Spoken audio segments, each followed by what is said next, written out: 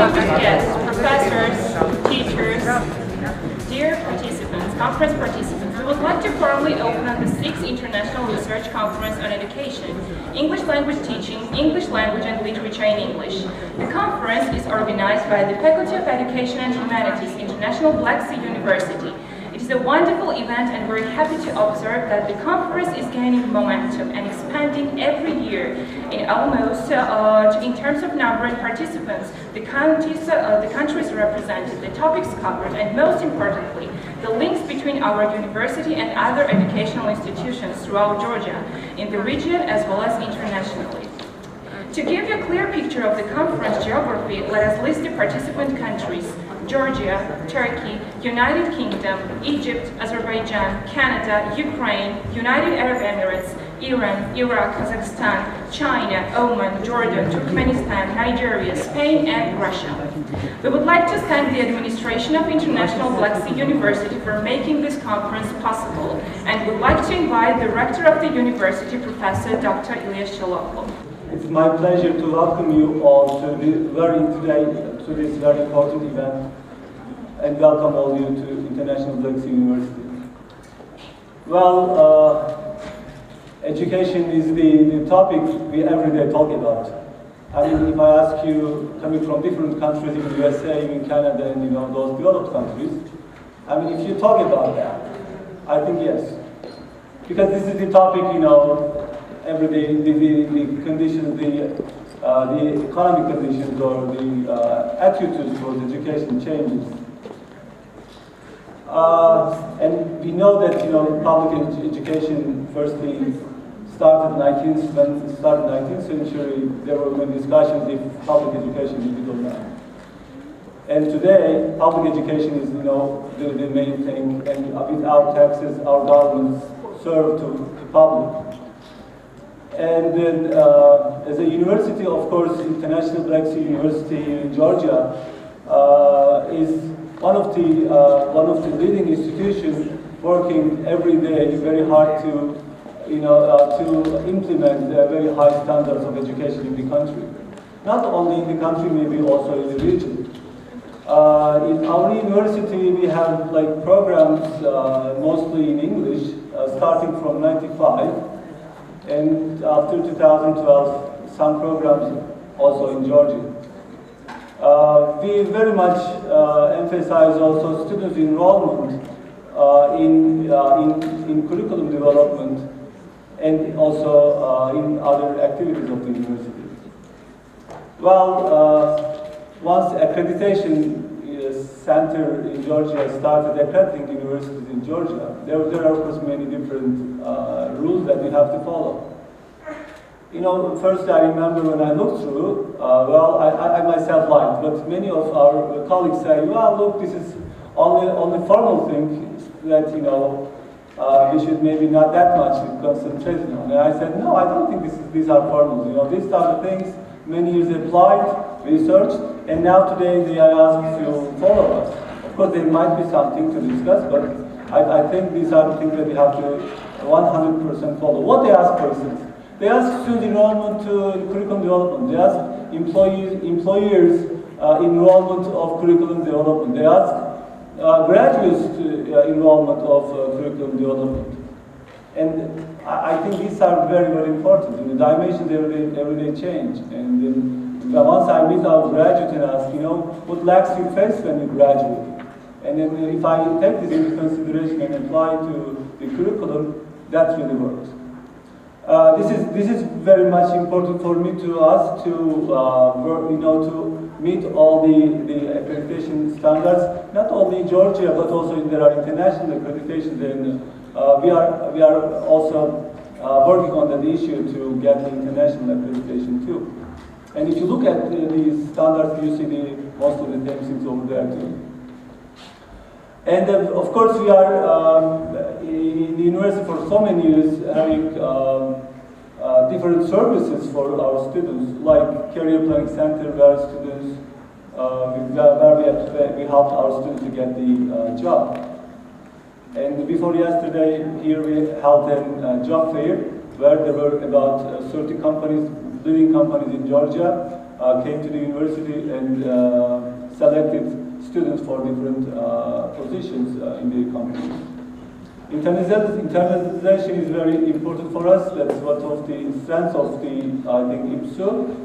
And right now there are 65 students studying for this year abroad in different countries as an exchange student. And for September, we are planning 100 students to send. Of course, we're eager to receive more international students in terms of exchange, of course, in this case.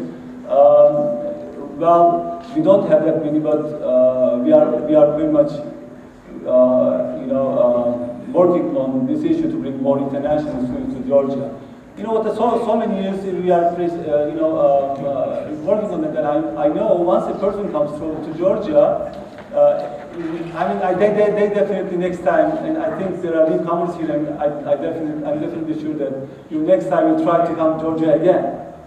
Because this is a very beautiful country, and there are many universities, like let's say, Amsterdam University. Professors every year would like to come here, and I think they are in summer coming again for a period of time here, and then they are delivering different classes here. And then, for instance, a professor from Kennesaw State, he wants every year to come here and deliver classes. Well, this is a very nice destination to get good education, and there are very good universities in Georgia, by the way. And I see Free University Vice Rector here, and she's I think, witnessing that we are really giving wonderful education in this country. And then, of course, more student exchange, more professors exchange with many different universities.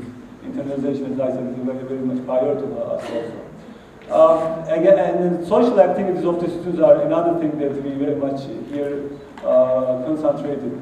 There are about 35 clubs, opened by students and now run by students.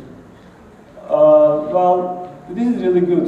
They every day have different activities around. You cannot see. If you look at the Facebook of IRCEELT, you cannot see any single day without at least 2, 3, 4 different activities. This is done by students.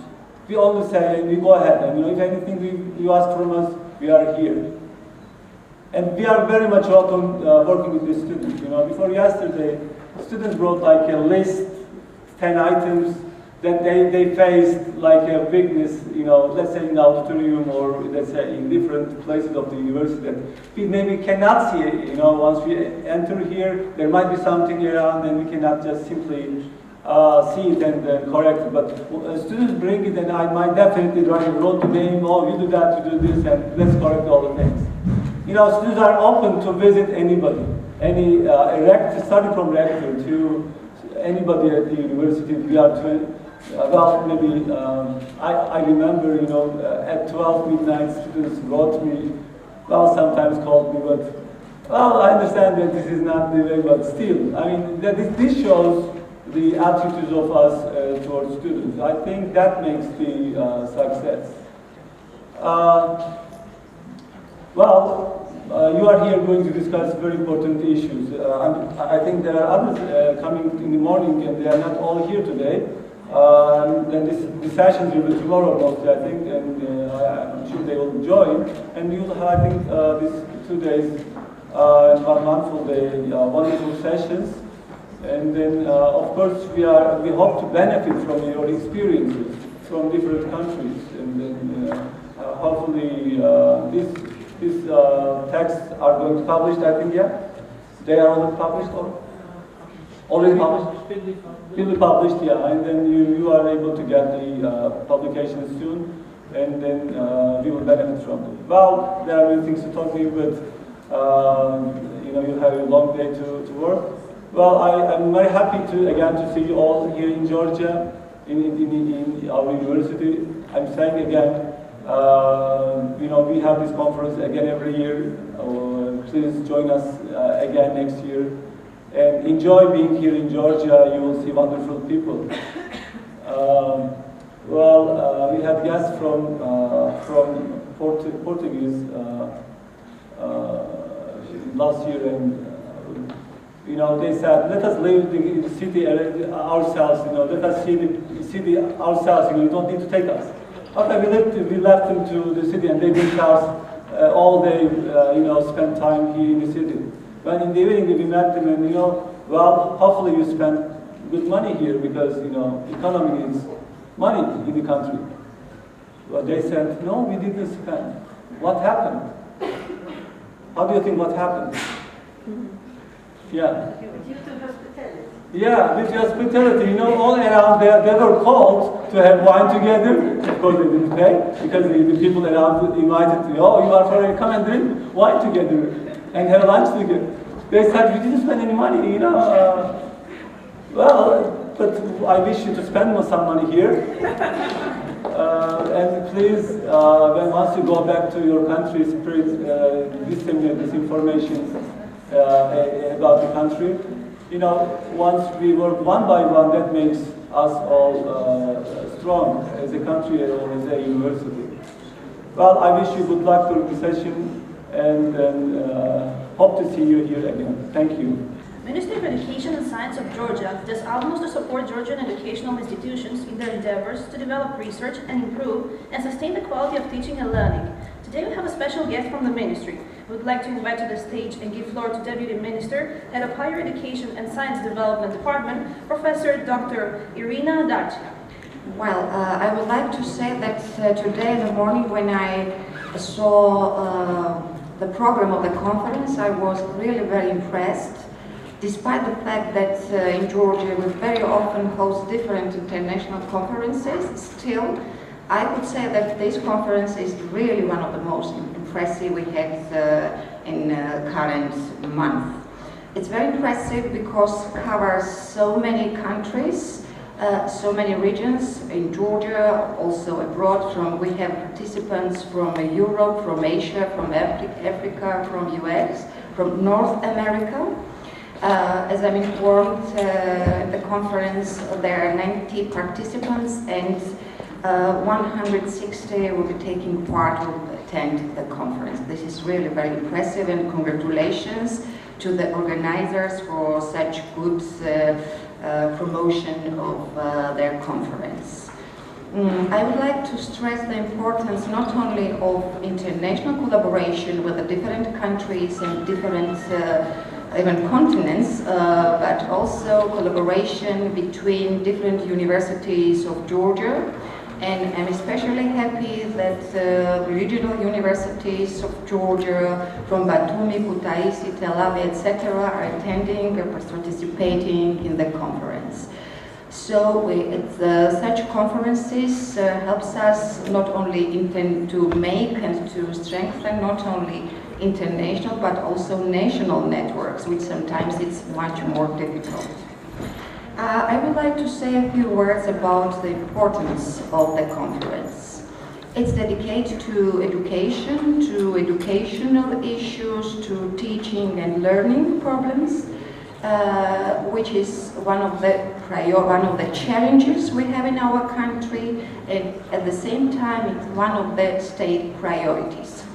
As you are already informed, we already have the new authorization concept, let's say, and very soon we will have new authorization and accreditation standards, which will be less formal but more concentrated on outcomes, on real learning outcomes, on performance-based, and which will be oriented on development.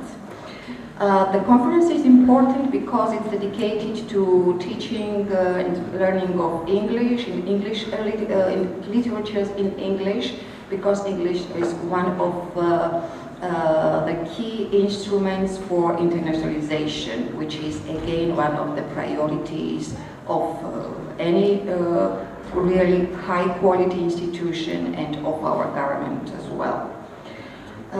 The conference promotes internationalization, promotes networking and discussing important issues such as education, teaching and learning quality. So all participants and all Professors and also students which are attending are most welcome to discuss and to present their ideas in the proceedings as well. And I do believe that such international network is a very good basis, very good starting point for international peer review, which is the key instrument, key element of really performance-based, objective, external quality assurance.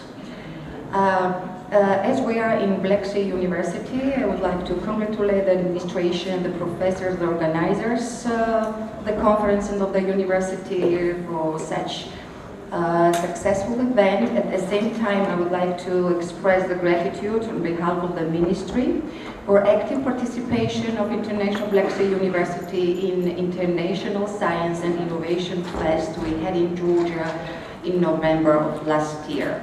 I could say that the robotics club of this university was one of the most successful participants of the week, and we do hope that International Black Sea University will also very active participant of Tbilisi Science and Innovation Fest, which will be held at the end of September. As I see many different representatives of different universities from Tbilisi and from region and also from abroad, I would like to remind you that the deadline for applications is approaching April 13th. So don't forget to make application for Science and Innovation Fest, which will be held in Caucasus the first time.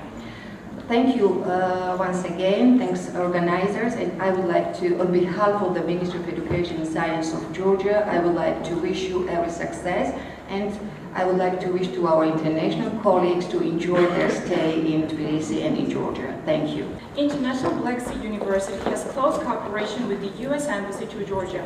The Embassy has been supporting our faculty through different initiatives, like giving our students a chance to do internship at the Embassy, enriching our university library with wonderful books, supporting the Faculty of Education and Humanities in various educational activities. The most recent wonderful initiative from the U.S. Embassy is that it has allocated and funded an English language fellow who will be working with our faculty for the whole coming academic year, which is definitely an excellent chance for the faculty students to improve their language skills and the awareness of the American culture. We would like to express our deep gratitude to them. We would like to give floor to Coordinator of English Language Programs of USA Embassy, Ms. Leah Gumbaridze. Dear colleagues, students, academic staff, professors, and invited guests, it's a great honor for me to be here today on such an important conference, and on behalf of the U.S. Embassy in Tbilisi, I would like to express my gratitude towards Director of the University, Mr. İlyas Çuoğlu, and the VA Coordinator of English Language Philology, Mr. Nicholas Parjanadze, for inviting me and my colleagues who unfortunately were unable to come to the conference today due to some facts. So we all agree how important education is for our country towards Euro-Atlantic integration, and as you might know, U.S. Department of State plays a humongous role in promoting Western democratic values in Georgia. So, as you also might know, State Department through the U.S. Embassy in Tbilisi implements and administers a lot of educational and exchange programs, and including English language programs, a great number of English language programs. I'd like to say a few words about our long and fruitful partnership with International Black Sea University. As the presenter already mentioned, we've done a lot of programming in partnership with this university. I would like to highlight some of them. Within the speakers program, the International Black Sea University hosted several speakers in different fields. International Black Sea University students participated in different events and programs at the embassy or outside the embassy, including web chats on different topics. Also participated in MOOC camps and so on and so forth. I would also would like to highlight a great number of English language programs that the embassy administers in Georgia, in our country. Within one of those programs, English Language Fellow Program, International Black Sea University will be hosting TESOL specialist next academic year, who will work with the Faculty of Humanities and Education, giving lectures to the students and being involved in different activities. Through one of our programs, Mr. Nicholas Parjanadze was selected to participate in a US-based Institute for Trainers. He was nominated by the English Teachers Association of Georgia. So he was selected to be sent to the United States and participated in the seminars in the UCLA, University of California, Los Angeles. So later on, as one of our successful alumni, Mr. Nicholas Parjanadze, together with our Assistant Information Officer, UNEM, facilitated MOOC camps. The American Corner in Tbilisi, and later on the final event was at the embassy, where ex-ambassador Norland rewarded the students with certificates. Regarding MOOCs, I'm not sure whether you know what MOOC stands for, but it's Massive Open Online Courses, the free courses that are offered on a regular basis to students or teachers or anyone who wants to participate. At this point, we offer university in partnership with University of Oregon. We offer 3 free online courses for teachers and for students. And if you want to find out more about what is offered, you can visit US Embassy official Facebook page. Also through one of our English language programs, that was English Language Innovation Fund. Last year we received extra funding to implement and to administer the program called Taxi Talks. So again, Mr. Nicholas Parjanadze is a representative of English Teachers Association of Georgia, in partnership with different radio stations, implemented the program Taxi Talks, which was consisted of 12 sessions, and we have further plans regarding this program. And also we offer a great number of online courses or exchange programs to students, to teachers, to professors on all levels. So later, if you have any questions regarding our exchanges and the different educational programs, I'm happy to answer your questions. On a personal note, I would like to express my gratitude, and as a former MA student of Education Administration at Ilia State University, I would like to express my gratitude towards the rector of International Black Sea University, Mr. Ilyas Chiloblog and Nika Parjanadze, and all the participants of my focus group to be part of my research. So the topic of my research was people's physical security in higher education institutions of Georgia. And International Black Sea University proved to be safe and secure university for the students to study and for the academic and administrative staff to study and work here. So it compared to one of the state universities that was part of my research too, it proved to create a very safe and secure environment for the students and the staff. So I would like to thank you again and wish you best of luck. As mentioned before, International Black Sea University is constantly developing new professional links and connections, trying to plan for interesting and valuable initiatives whose aim is to support the university students and enhance quality of education. We have recently established a new partnership and signed a memorandum of understanding with the English Book in Georgia, a fast-growing company in Georgia providing academic publications and educational training services to Georgian educational institutes. We would like to give floor to Executive Vice President, Operations and Business Development, Mr. Mikhail Durgenitsa. Good morning, good morning. This is a wonderful morning.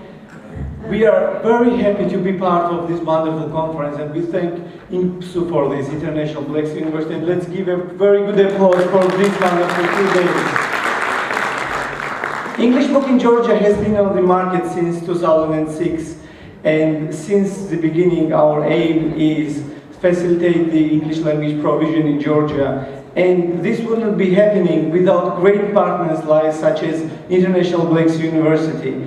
As the BG representative, we love ELT. We love helping students get successful, get their career path as well. And we love helping teachers get their materials and textbooks they need to give this wonderful education to their students. We do provide 2,200 public schools with resources, with textbooks, and we do provide with digital solutions as well. Not only that, but higher education is our core to our success as well, because since 2013 we involved ourselves highly in that, and we do provide everything to higher education institutions. For these 2 days, we will be giving you a seminar as well for tomorrow about digital learning solutions. We would love to hear your ideas and to see how we could help you and achieve your successful business, give you the goals and everything we can do implement in Georgia. The main thing is, one more time, I would like to thank you to International Blacks University for involving us as their partners, and we are very happy to be part of it. Thank you very much. Ladies and gentlemen, let me give floor to the Dean of the Faculty of Education and Humanities, Professor Dr. Tamar Shirshvili, and ask her to welcome the conference participants. These kind of conferences are very crucial. Why? Because professors exchange ideas, innovative ideas, especially in the 21st century, when the hastened development of communication technologies like satellites, wireless telephones, World Wide Web, and the videos, I don't know, many others, make possible to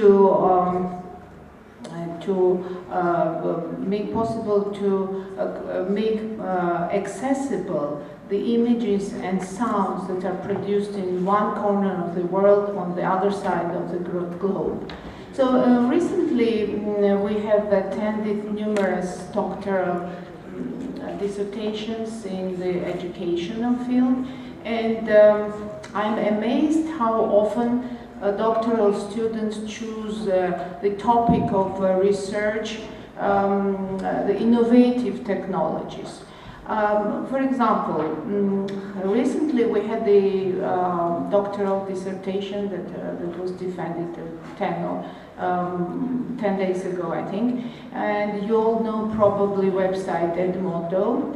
The doctoral student chose this device to develop reading skills among Iraqi students. So this is a very interesting thing that many doctoral students from Iraq choose particularly these kind of innovative technological methods.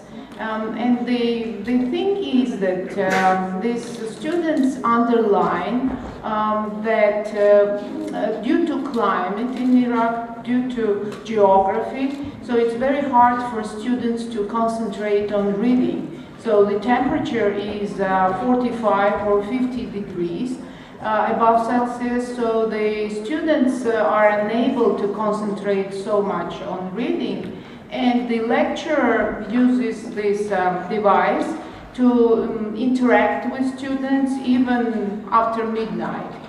You know that in the daytime they have siesta, and at night they become more alert. So in a couple of years ago we wouldn't have imagined such a thing, this kind of cooperation between the lecturer and the student. So I think there are quite a number of new innovative methodologies that you are going to present today, and I'm very glad that this conference is expanding every year. And today, this time we have, I think, more than 19 participants from abroad. and more than 100 participants from Georgia. So I'm very glad. I wish you successful sessions. Thank you very much.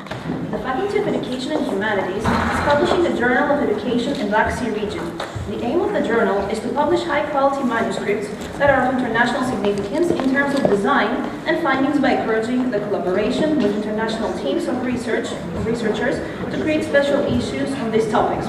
The journal strives to strengthen connections between research and practice, so enhancing professional development and improving practice within the field of education. We would like to ask was Dean of the Faculty, Associate Professor Mr.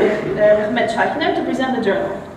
Journal of Education in Black Sea region is a peer-reviewed and international journal, and it is published by International Black Sea University.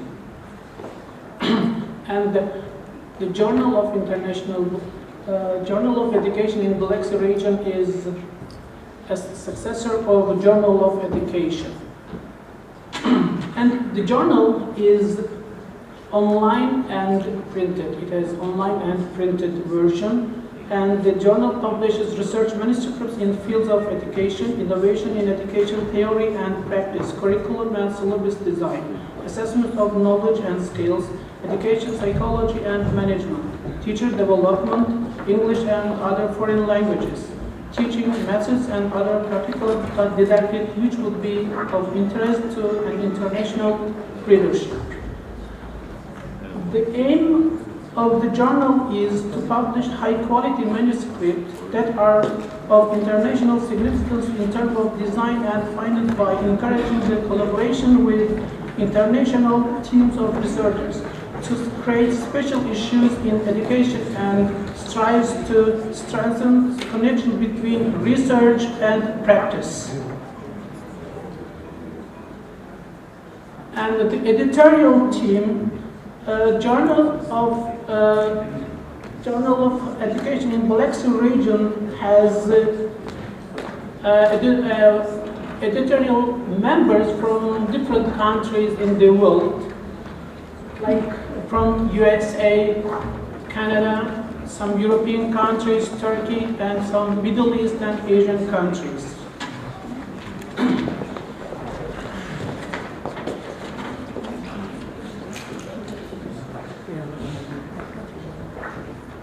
And the journal is peer-reviewed, and the manuscripts are accepted online, and accepted papers are double-blind reference to ensure academic integrity.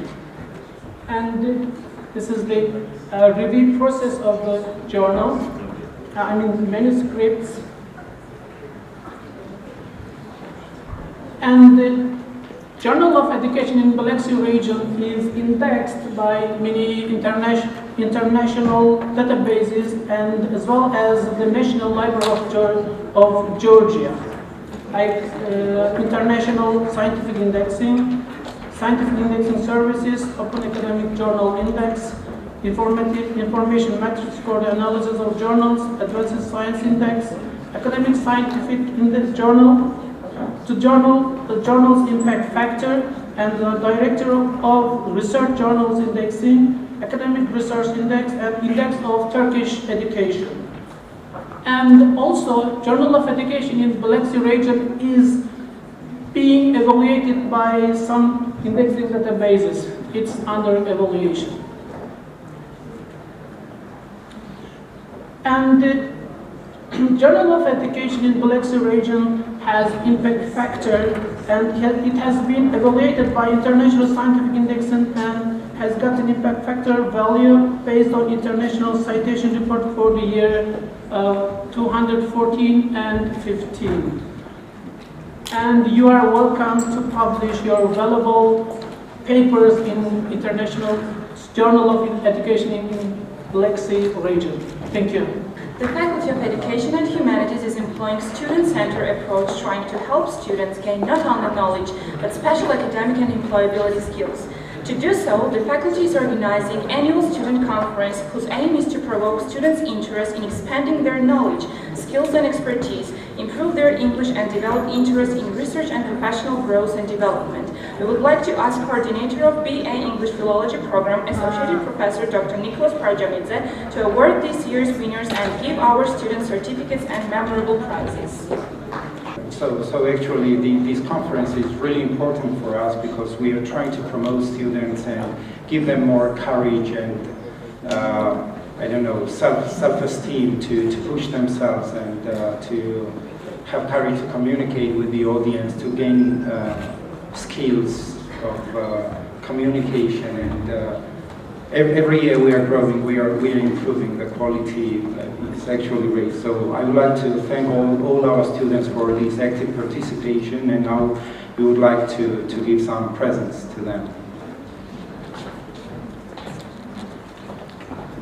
So third prize, Khmaladze Ketevan, our senior year student, BA Philology. Mariam Sulamanidze and Mariam Kotanidze, third prize.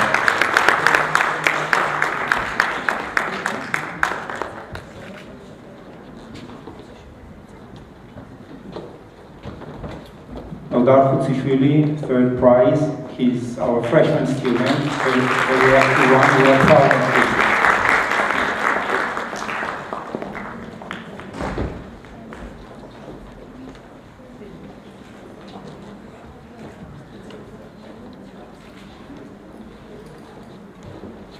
Lyubov Gregorian, second prize.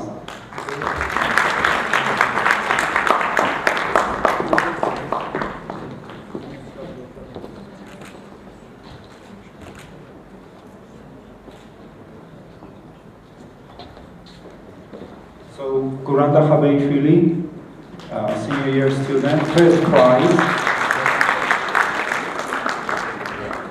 Recep Emre and Rahman, they got Kindle Fire, first prize.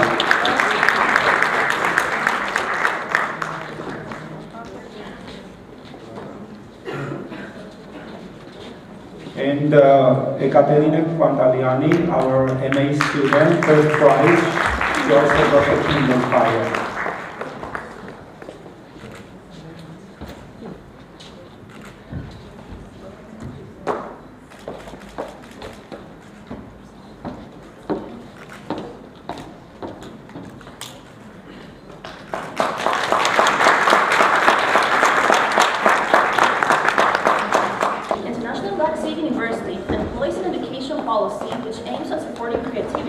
Developing community spirit and sense of belonging. University professors stand by our students to encourage and support them. By the way, pieces of music played before the opening ceremony was performed by Dr. George Shaduri, a professor of American Studies. At the International Black Sea University, we have an international climate because university students come from numerous countries. Students of BA English Philology program will present a humorous sketch which shows, though in a bit of an exaggerated manner, but a possible typical international classroom. Mrs. Courtney? Miss! Oh, I'm sorry. I'm your new teacher, Jeremy Brown, MA Oxford. You're a man! Yes, obviously. This is most unsatisfactory. This would not do at all. But I can assure you that my credentials are impeccable. Men do not make good teachers.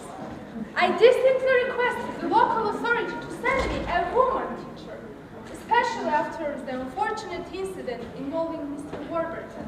Mr. Warburton? Yes, he was our English teacher last term. He taught foreign students. I'm afraid he only lasted a month, then he departed. Oh, is he there? Demented, gone crazy. Yes, typical for the male, no stamina. Well, he seemed to be able to cope at first, but one day he just snapped. It was really quite disgusting. What happened? Well, he climbed out of the classroom window and onto the roof, took all his clothes off and stood there stark naked, singing, "I've got a lovely bunch of coconuts." I would appreciate this job, Mrs. Courtney. Miss. Miss Courtney. Ma'am, I'm qualified and I do need a job. And what with the economic situation and inflation and... All right, there's no need to whimper. You can start immediately. Oh, thank you. Thank On you so a much. month trial. All right. If you want that one. I'll try my best. But by the way, where will I find my students?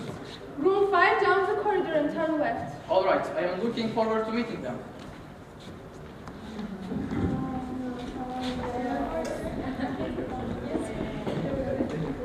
Hello.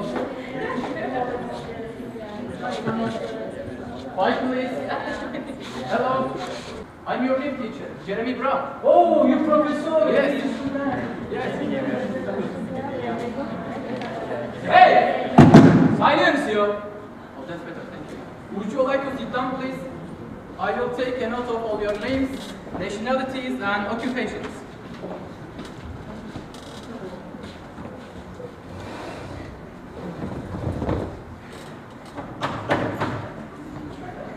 Por favor, señora, por favor. Oh, welcome, come in. Es la primera vez que vengo. ¿Es esta la clase para aprender inglés? I have no idea what you are talking about, but I am sure that you are not trying to find out any little word class, right? Por favor. Have a seat. Por favor. Go and sit. Por favor. Have a seat, have a seat. Por favor. Have a seat, have a seat. Por favor. Have a seat, have a seat. Go and sit over there, not here. Por favor. Not here, go and sit there. Ah, sí. Yes, yes. Alright guys, it's time to meet. Let's get to know each other, okay? Now I will go around to class and take your names. And let's start from this side. What's your name, sir? Maximilian Andrea Archimedes Papandreou. This is a bit tough to remember, right? But I will just put... Alright. And what's your job, Max? I work with sheep. You work with sheep? A shepherd? You work on a farm? No, not farm. But you have just said you... So good, we have one Greek friend here, right? And now let's see who will be next. Your name? Anna Schmidt, German European. Aha, the usual German efficiency, right? Germans are always efficient. Yeah. Not so. Japanese are much more efficient. Nine, Germans are the best. Please, we have no place for discrimination here, okay? In this class, we are all equal. Now, what's that? I cook the ravioli, I cook the spaghetti, I cook the pasta, I cook everything. Bellissimo. You must be a chef, right? You must be a chef, right? Chief. Alright. So far, we have one Greek friend, one German lady, and one Italian cucada. Very nice. And your name? Ella, Buddha, Hanna, Nana. Hello? Ella, Buddha. Your name? Yagaha. Your name. I need your name. Huh? Me, Jeremy Brown, Max, Anna Schmidt, Giovanni, and you? Your name. I need your name. El Puchreo. Your name. Yeah, very good. Write your name. Certificate of registration. Jamila Ranja. Huh? Very nice. Okay. You, sir, what's your name? Okay. Japanese representative of Chicago Electric. All right. Thank you, sir. And I know bus driver you are crazy. What? I say, when you go, stop. Bus driver you are also crazy.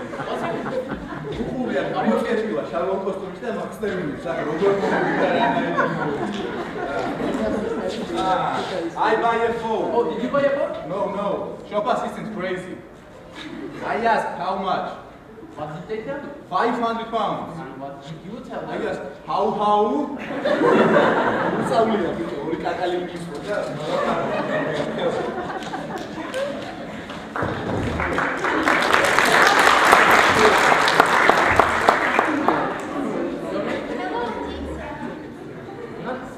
Teacher. Yeah, I mean pizza.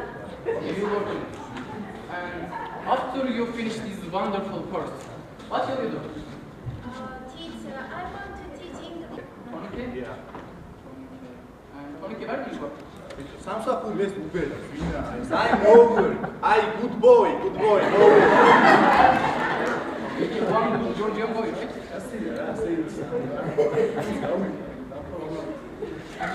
Your name? Por favor. Your name? Por favor. No man. Nombre.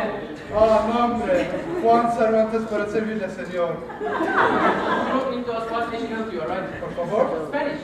Por favor. Where do you work? Por favor. Tiraboy. Trabajo. 3 leggers. You like to trees? Sí. 1 gin and tonic, 2 whiskey, 3 coca. 3 leggers. You work word in a bar? Si, Barsi. Okay. Mr. Clown, please forgive my lateness. I apologize, but I lost my way. Not worry about it. Please have a seat. By the way, what's your name? Chun Su Li. And what's your job? Secretary, Chinese diplomat. And I am delighted to be here. I have a confession to make. I have fallen in love with Georgia.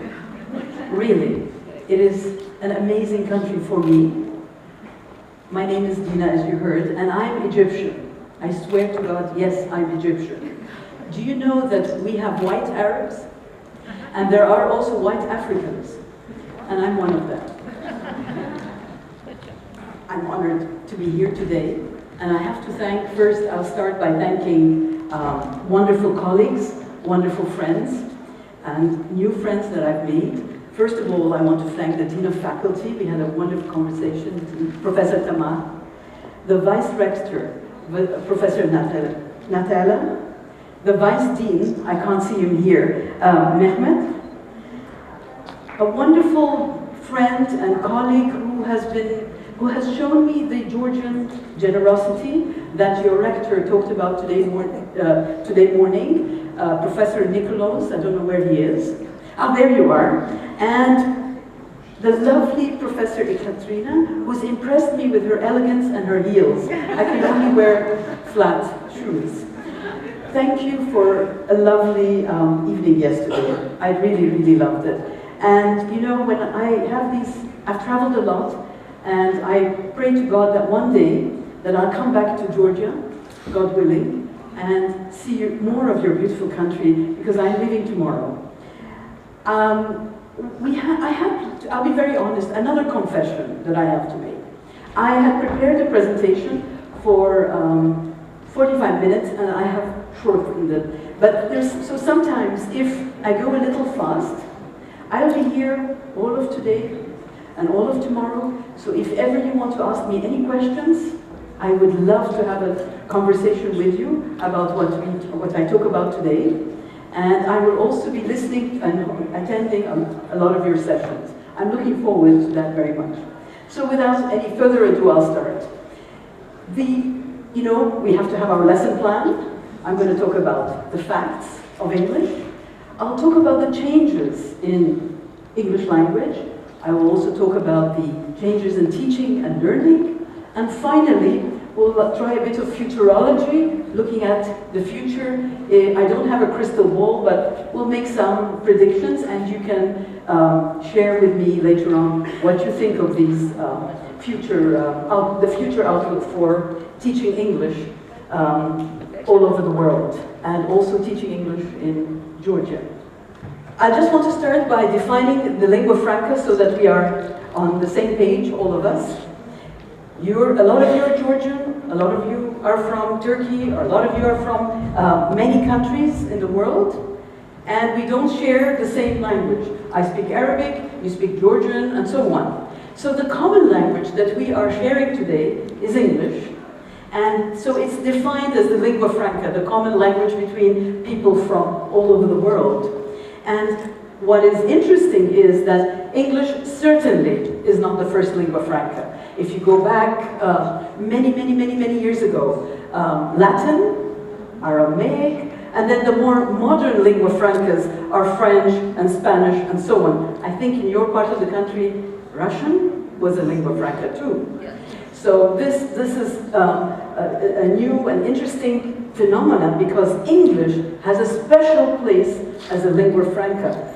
It is different from all other lingua francas. It is called the global lingua franca. Can you tell me why? Can you guess why? There is one reason that English is a global lingua franca. The internet, technology. That's why all the previous lingua francas never acquired global status. By the way, I like my plenaries to be interactive. So I hope that we will be engaged together. I don't want you to fall asleep here. I'm a teacher at the end of the day, besides being an academic. I haven't forgotten my classroom days. Now, we'll go back to a little theory. that you as teachers or academics, you may already know, but I want to make sure that the two theories about English language are in your mind. They're two very famous socio-linguistic models. Can you guess what's the first one? Anybody? A famous socio-linguistic model? The first one is what we call the circles model, Cashew's model. Are you familiar with it? Yes. It's a very famous model. You have the inner circle, the native speakers, UK, US, New Zealand. The second, which is the outer circle, those countries that have it as a second or official language. There are countries like India, that's their second language. And of course, countries like Georgia and my country, Egypt, we're part of this expanding circle where English is called a foreign language. One of the interesting things is that we are much more, in terms of number, we are millions more, those of us who use English, different from the small inner circle.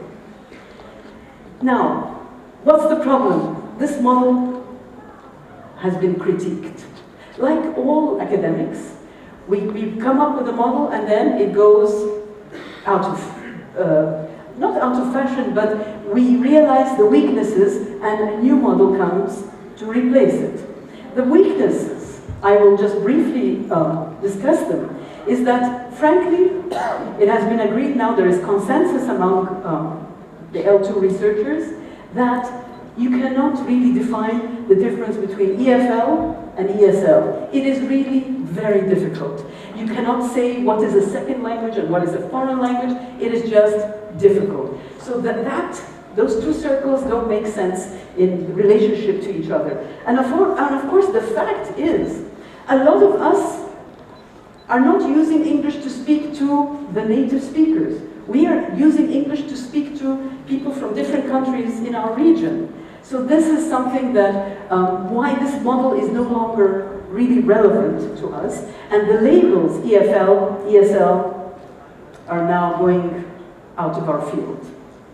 If you don't know that, then you should know that. This is the change in the theory, and I hope in the practice, because for me, as an academic, I want to always bridge the theory and the practice, because I don't want to be just a researcher sitting, doing stuff, and teachers in the classroom are practicing the real job of English language teaching and learning, and the two of us there's no bridge between us. So this is important for us to remember the different labels and the language we use to communicate with each other. Now, this idea of native speaker, it's going out of fashion in our field, because I'm going to come back to this point. In our field, the professional field, in the researchers, we don't use this term native speaker. Recently, I wrote an article for an encyclopedia, a TESOL encyclopedia, published by Wiley. And in my article, I used native speaker. The reviewer was very critical and wrote me a note saying, we don't use native speaker anymore, remove it and use L1 user or L2 user. Okay. I didn't apologize or anything. I immediately deleted all my use of the word native speaker. We don't use that anymore in our field, in our professional field, when we talk to each other. Now, why? There is a good reason that the reviewer did that to me. That in actual fact, once again, what is a native speaker? It is a social and cultural construction. Even in the UK, and I'm looking at my colleague, Dr. Joanne Waterhouse, there are different native speakers within that one country. What about America, the US? Oh my God. Again, that is a difficult concept for us to define as linguists and as applied linguists. Hence, we don't really use this term anymore, and if we use it, we have to be very, very careful with using that term in terms of our language. In fact, one of my colleagues, who is now the past president of TESOL International, Dr. Andy Curtis, called it the N word, as a word not to be really used in our field. And one of the interesting things that Andy said about the N word is this that this word has caused our field to be a bit skewed. It has elevated speaking over all other skills. Now, and one of the tragedies, as Andy said, of the communicative approach, that it has privileged the speaking skill over the 3 other skills. I think you and I hope you will agree with me, that English is listening, speaking, reading and writing.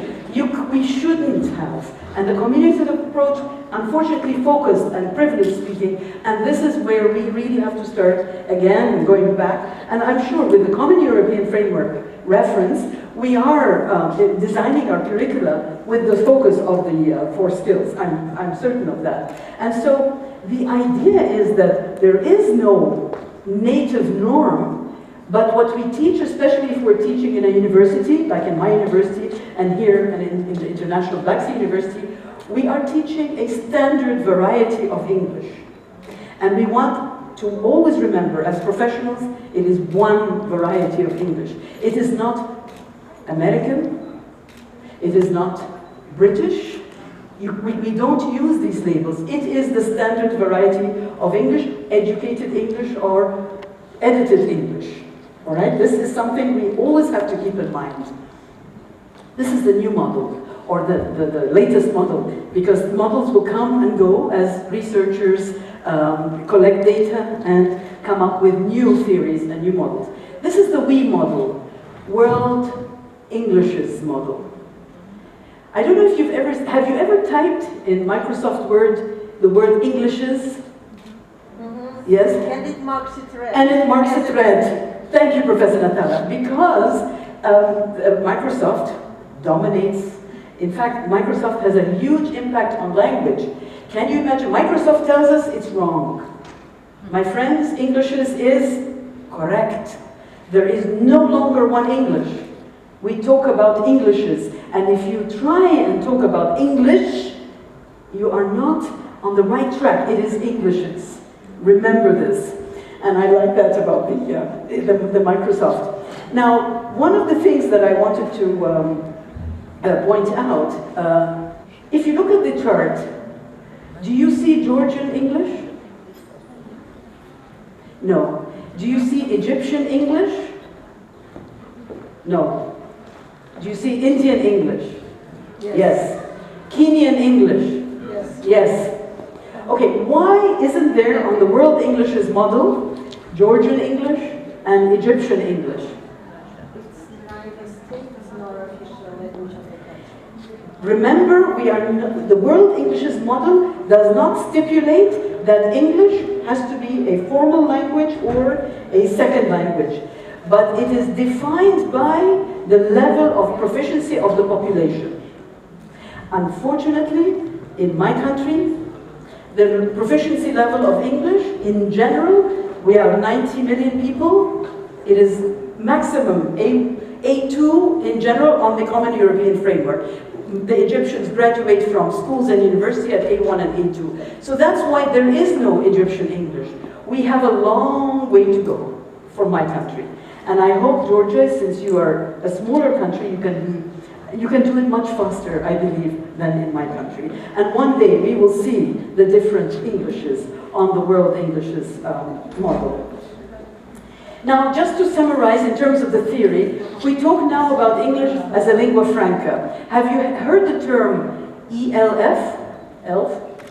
Yes. So this is what we're talking about. English as a lingua franca. We don't talk about ESL or EFL. It's ELF, or it has also been used EIL. What does that stand for? Well done. English is an international language. Great.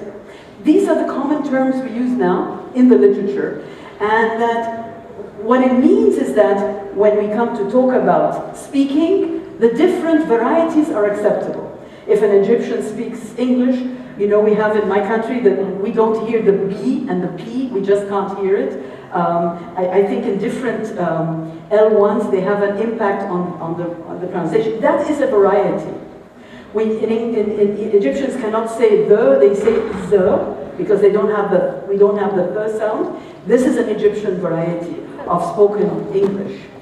And this is now acceptable because there is no native norm. There isn't.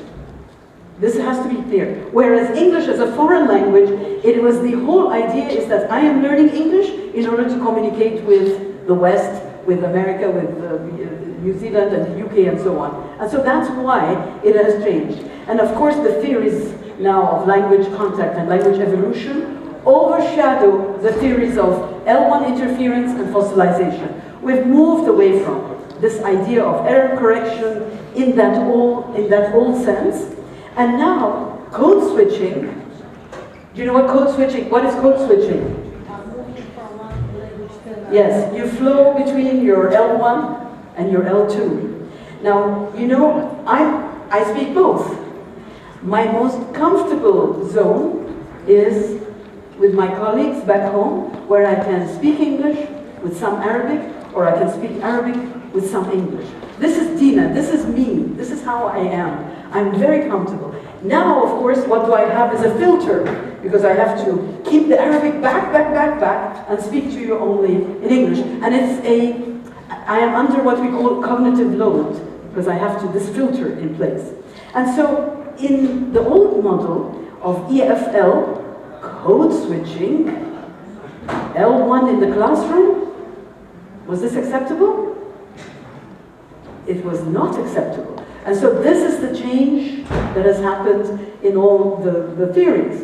And so, changes in English, there is no one variety, there are many varieties, and when we talk as multilingual speakers, we are not talking independent of our culture, of our experience. So we bring into English our own cultures and experiences. And we've had wonderful interactions, Professor Nicholas and Professor Katrina and Professor Waterhouse talking about these things, all of us speaking English but from the different cultures. It's a lovely, we have lovely conversations. Let's look at the English language itself. If you have studied the history of English, you will know that Old English and Middle English was far more difficult than Modern English. There has happened a lot of simplification in the morphology, in the inflectional morphology, and the syntax. And what this means is that it is different from many decades, centuries ago. And actually simplification is a cause and effect of English as a global language. So the more English is used all over the world, simplification will occur. And because English is being simplified, it is the preferred lingua franca.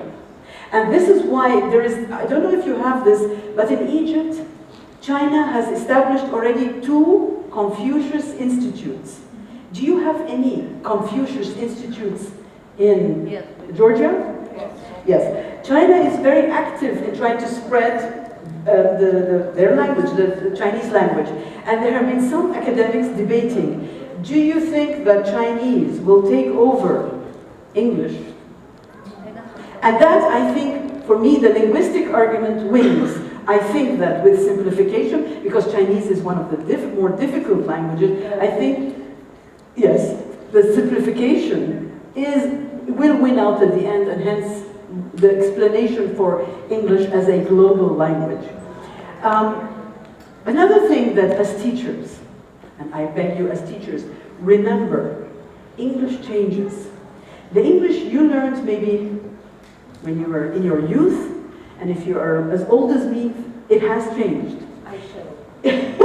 And yes, and remember that new words are added. I shall, for example, we don't use that. And so we've gone away, it's the will now that has taken over. And so even the vocabulary or the words, some of our students may say words that we may not be familiar with, but if you go check the Oxford Dictionary or the American Heritage Dictionary, you'll find them. A verb like enthuse, coming from enthusiasm. I don't use it, but it is now accepted as a verb, enthused. And wonderful words that I found. I checked the Oxford Dictionary, that they update, they add lots of words. The last quarter, they added 500 new words. I just chose some of the words I liked very much. Instead of granddaughter and grandson, because I have one of each, it is a grand boy and a grand girl. Lovely words. And so you see how creative English language is, and new words are being added all the time. And they use a lot of the, you've heard of corpuses or corpora. Coca is the famous American corpus, and these are where people are using it either in speaking or in edited standard variety of English. So there are lots of words coming into English every year. And we as teachers, we have to be very careful when a student says a word that we're not familiar with, we better check, just in case it is in the dictionaries. Now, even in the grammar, if you have, again, in the American Heritage Dictionary, these constructions of, the very clunky, each student must have his or her pencil sharpened, no longer. We use the singular, the there as a singular. So this is a distinct grammatical change. This is acceptable now. And so we have to realize that it is changing and it is not a static language. Do you remember, I am guilty of this. As a teacher, many years ago, when my students begin a sentence with and or but, I say, no, it's wrong. This is a myth. And it was perpetuated by teachers like me. It is not wrong. It is acceptable if you look at any published, edited work. You can start sentences with and or but, and if you listen to the grammarians, I am not a grammarian, but I have colleagues who are, they tell me in terms of the rules of English, and but are acceptable. Probably we were trying to teach students, we couldn't accept and, so we were trying to use the however and moreover and furthermore. However, so at the end of the day, and but at the beginning of the sentence is grammatically correct, my friends. So this is the point about English and the changes in English. Now let's leave English, the language. Let's talk about the changes in our teaching, the teaching and learning. As TESOL president of the International Association, I had the privilege of conducting a survey through TESOL. They sent, and the survey was, I wanted to find out from TESOLers all over the world. By the way, some of you from Georgia, you did respond to my survey. I don't know if any one of you is here today in the audience, but I had some people who responded to me from Georgia. At the end, I got 399 surveys back. And it was from 53 different countries. And my question was, what do you think are the changes that will happen in your context, where you are in English language teaching and learning? And I'm going to quickly summarize. I did both quantitative data and qualitative data, and here's just a quick summary of the results. Most of the respondents said that in their context and in their countries and in where they were teaching, English started early. For example, in Dubai, English starts in kindergarten. Most countries in the world, English starts from grade 1. In Georgia, grade 1. In Egypt, grade 1. There's some countries, not yet. There's still, English is, for example, I was in Sudan in February. They have English starting from grade 6, and they are discussing should they start English from grade 3 or grade 4. So these are the discussions all over the world. Approach to teaching culture.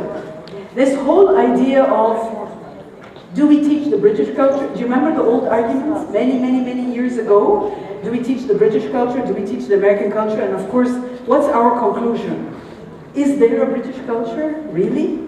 Is there an American culture? There is an international culture. Or what we try as teachers to teach our students to communicate, what do we call it? Cross-cultural communication. This is part of teaching English. And when we talk about cross-cultural communication, you certainly can't focus on one culture. And it has to be multicultural. And that's the beauty of what we're doing now, that it is no longer just the ABC or the grammar or the vocabulary. It is deeper. The skills are much higher. We are not just teachers of the linguistic part of the language, because English has now become a global, please don't forget that, a global lingua franca. You must include in the curriculum these intercultural skills, which is part of what Dr. Waterhouse was talking about, and she was talking about the 21st century skills.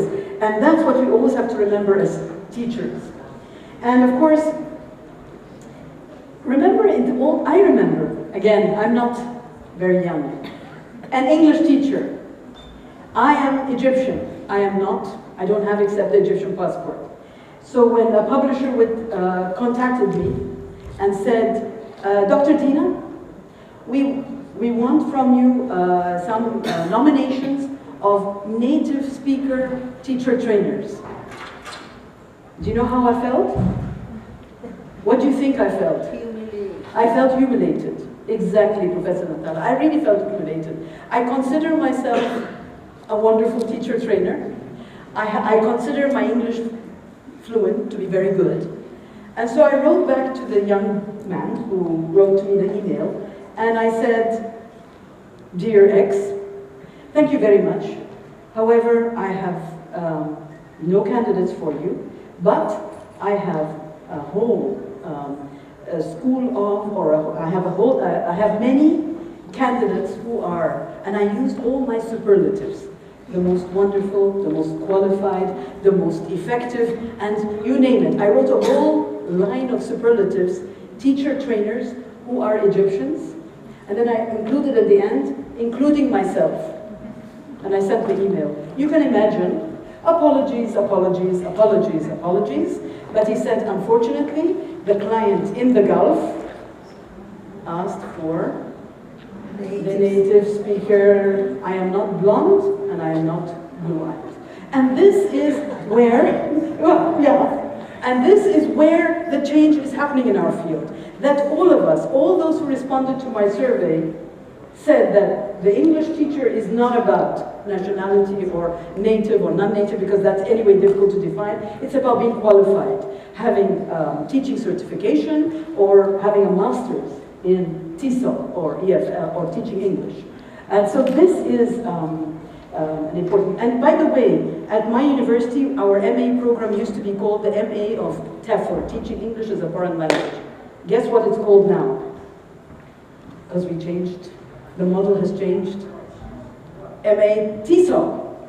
It is called an MA in Teaching English to speakers of other languages. That's why we called our MA TESOL, to reflect the changes in our field. And this is something we all have to be aware of. I know universities are bureaucracies, and to change it takes time. But it is something to consider at the policy level, and I'm talking to the deans and the vice deans and the vice rector, because these decisions also have meaning in terms of our field and our profession. Teaching content.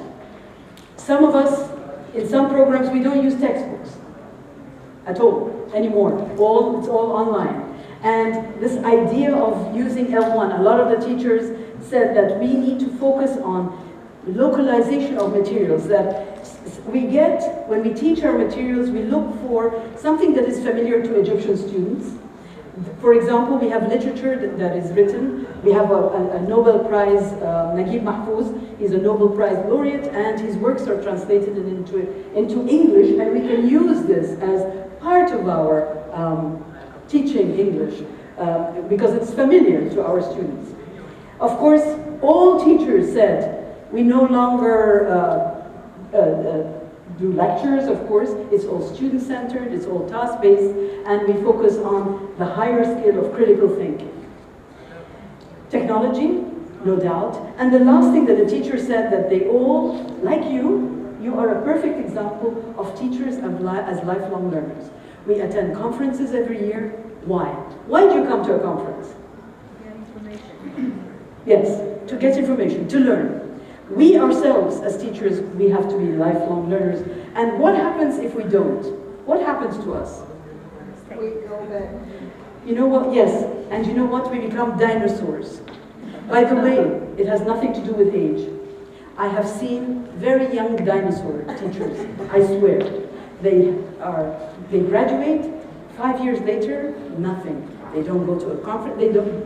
So you know, after a few years, what you learn at a university or in a certificate is out. It's old.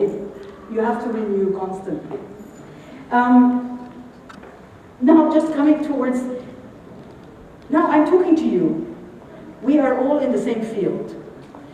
In actual fact, we're talking to each other. Is this right? To me, this is our main weakness, my friends. Most of you will agree with most of what I say. You don't have to agree 100%, but a lot of what I said can make sense to you, as I can see and I can read from your body language. But what happens is that we have policymakers. Are there policymakers in this room? They left. They left. Thank you. Thank you. Policymakers are the ones who must listen to what we're saying. They make policies in their offices, and we sit and talk to each other, and there is no bridge. I have taken it upon myself back home, is that I am trying to be more politically smart. I am trying to be able to, I'm trying to get our ideas with the policymakers, because my friends, it is not enough to keep talking to ourselves. If we don't talk to policymakers, nothing will change. Nothing. So if policymakers, they're the ones who make the decision, teach English from grade 1, okay, but there are certain conditions, the quality, the number of teachers, the training of teachers, on and on and on. This is what we need to be doing, being advocates for our profession with the policymakers. It's not easy. And I also want to say that employers, we don't talk to the employers, because employers hire our graduates and they're looking for English speakers. The publishers and the parents and the students. Do you know, until today, I have students saying, Dr. Dina, I want to speak American English, I want to speak British English. And the native speaker, even though you and I agree, there is no native speaker norm. Our society still imagines there is. And even the language testers, all the language testers agree that there is no native speaker norm. But what is on the test? It is the standard variety, because it's the most easily researched and the most highly researched. I agree that now in the listening test in TOEFL and IELTS, they have different accents. Are you aware of that? It's no longer just American or British. What my dream is, one day I will be able to design a language test for Arab learners. And maybe one day you can design a test for the Black Sea region. Maybe we can dream. No need for IELTS and no need for TOEFL. Maybe we can. Of course, IELTS and TOEFL are for my people, because we've had very difficult times to go to America. Egyptians are leaving because of the difficult times. But still, I still dream of the wonderful times when we are staying in our country. Now, I want to say, my research has shown that even if teachers say that we need to do all the things, when I went to do some research, I found in the classrooms the grammar translation method, the focus on grammar, the focus on error correction, it is not the higher level 21st century skills, Professor Waterhouse. Unfortunately, it's still at that level. Even though we all agree, when you look at practice, we're still in the old paradigm, stuck. And of course, in my survey, the use of Arabic or the first language is still controversial. Teachers do not agree. There's still fights. Even though in the standards, in the American TESOL standards for teachers, L1 is an acceptable communication strategy to help students learn the L2 so that transfer can happen, especially in the beginners' proficiency levels. Finally, I don't think English will lose its status. I think English will continue to grow and spread in the next 20 years, in spite of what the Confucius Institutes and what people are saying about Chinese. I think that English will not be the most important language. There is a difference between English as a global lingua franca and most important. For me, I am on Twitter and I'm on Facebook.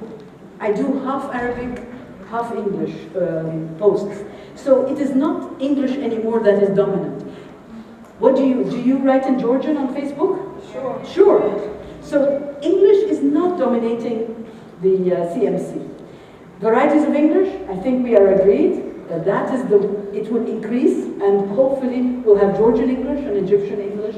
And if our governments get their act together, at least my government, I cannot generalize, if we do a good job teaching English from grade 1, do you think we will have adults needing to learn English? No. Because the rule of thumb is that in order for any human being to master a language, there is a UNESCO guideline, you need only 8 years. And if you give them 12 years, they will be highly proficient. But on condition, it is quality English language education. And the last one is, as I have shown, that there will be more and more localization of teaching materials and, hopefully, international tests at the regional level, the geographic regions.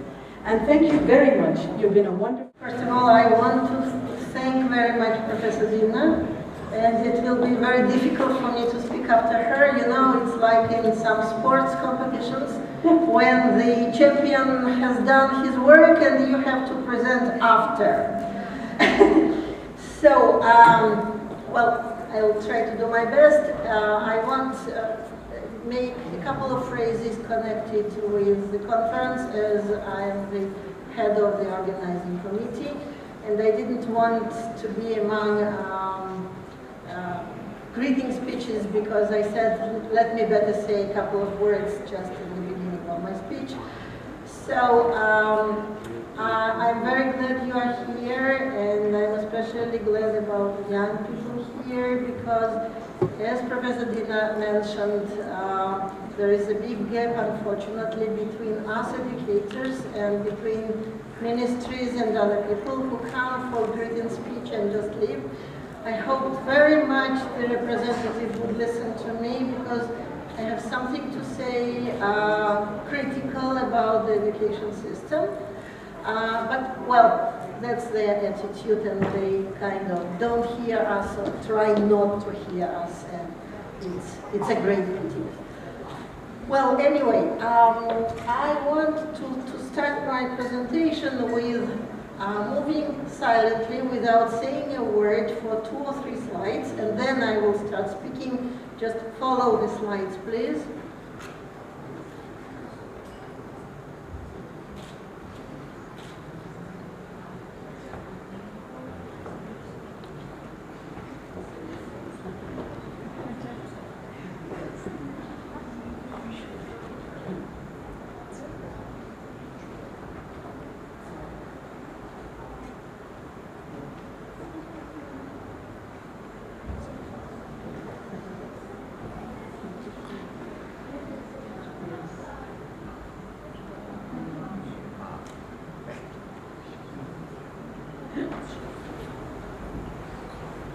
Okay, no great need for me to speak at all.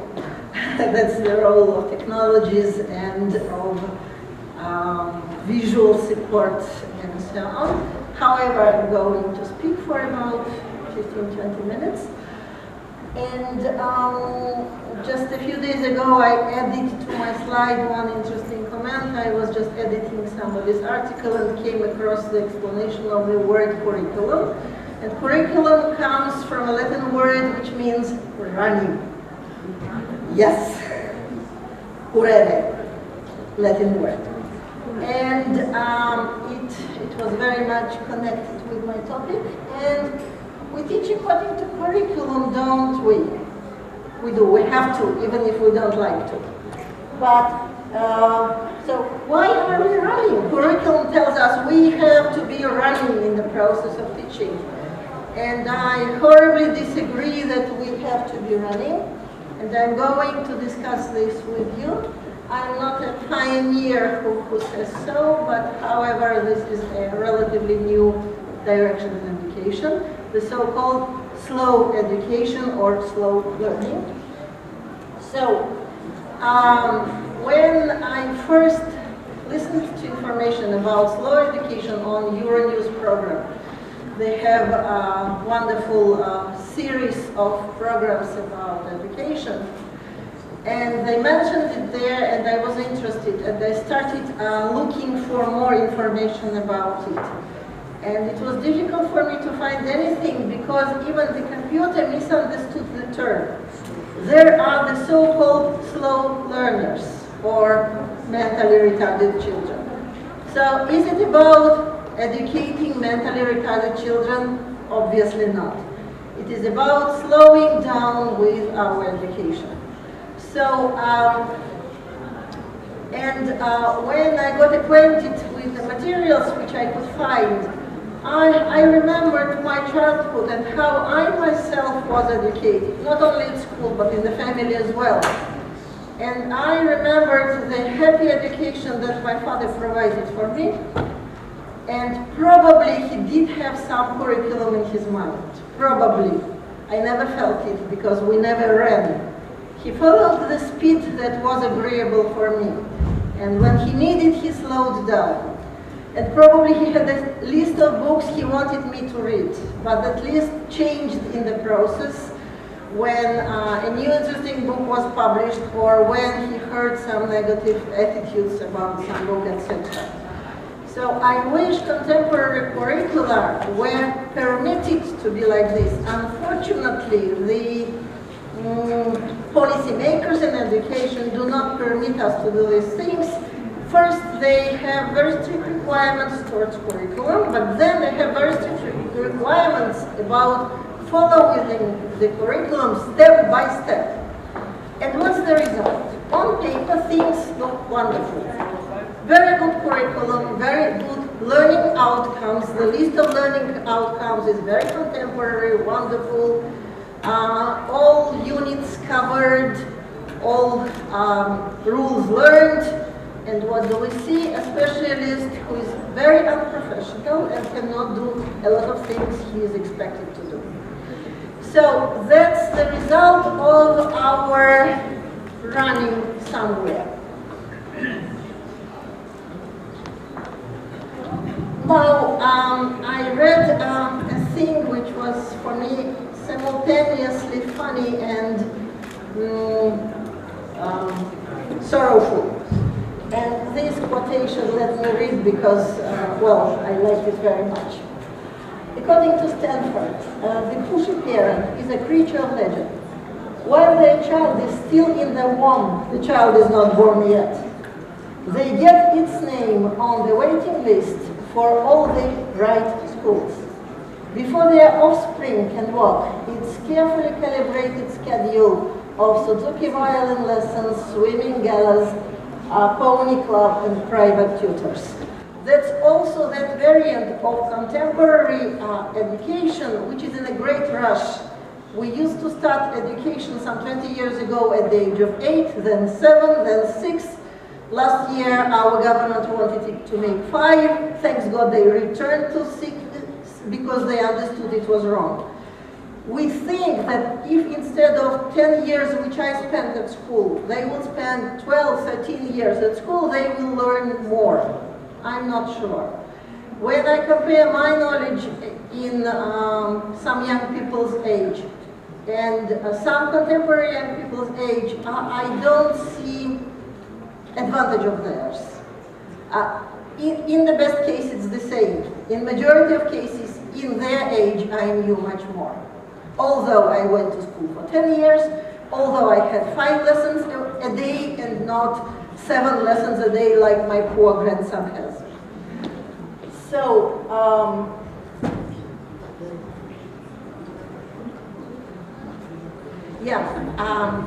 on the one hand, the traditional system of contemporary system of education is a great achievement because some maybe 40 years ago, there were so many countries where children even didn't go to primary school, which is practically out of the question today.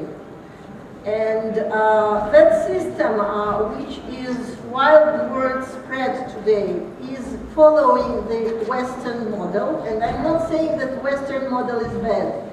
I'm saying that it is not perfect, and it has some elements which are wrong, and we should be careful when implying them.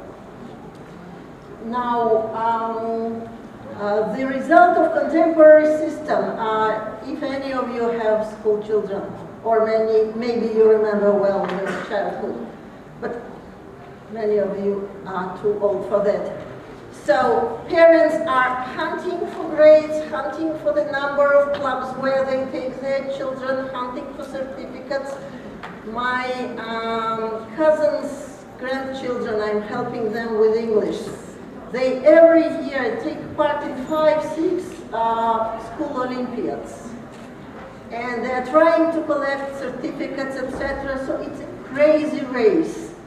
Is it really a race for knowledge? I'm not quite sure. Very often it's just a race of ambitions for certificates, for saying that my child goes to the best school and my child goes to the best university, etc., which not always corresponds to the reality, because all those university ratings are done according to some formal parameters which may not be quite true.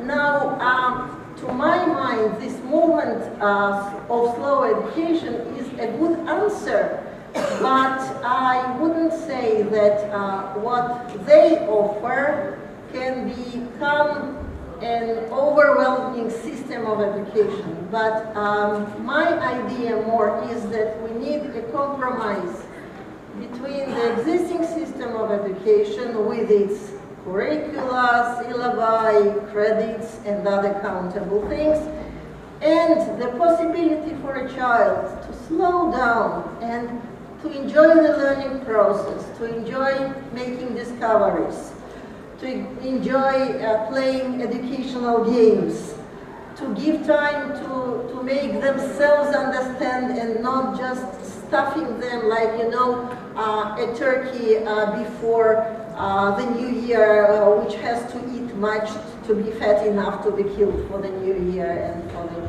Christmas. Now, it is very important to understand what slow education is about. First of all, it is about natural way of learning. So, if you feel your students cannot catch up with the curriculum, what is your goal? That they do have at least some skills, or that they cover a certain number of topics and paragraphs? Definitely the first, because cover does not mean anything. He may cover, but he may possess no skills at all. And the possibility to slow down in order to develop curiosity, to develop observation, to develop the cognitive skills, the possibility of thinking, and so on. That's very, very important, and this is what they emphasize on.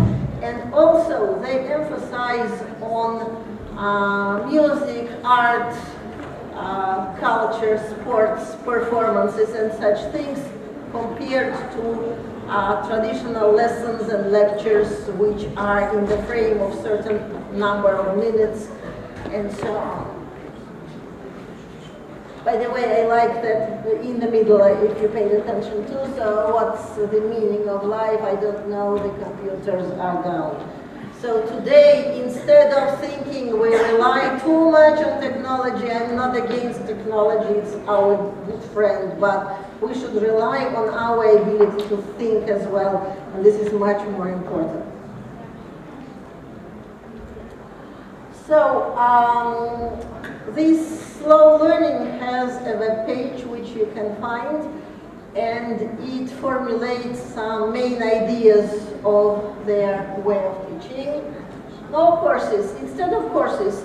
So there is a building, maybe just one big room, or it may be several rooms where different things happen, and this is mostly for primary school at the moment.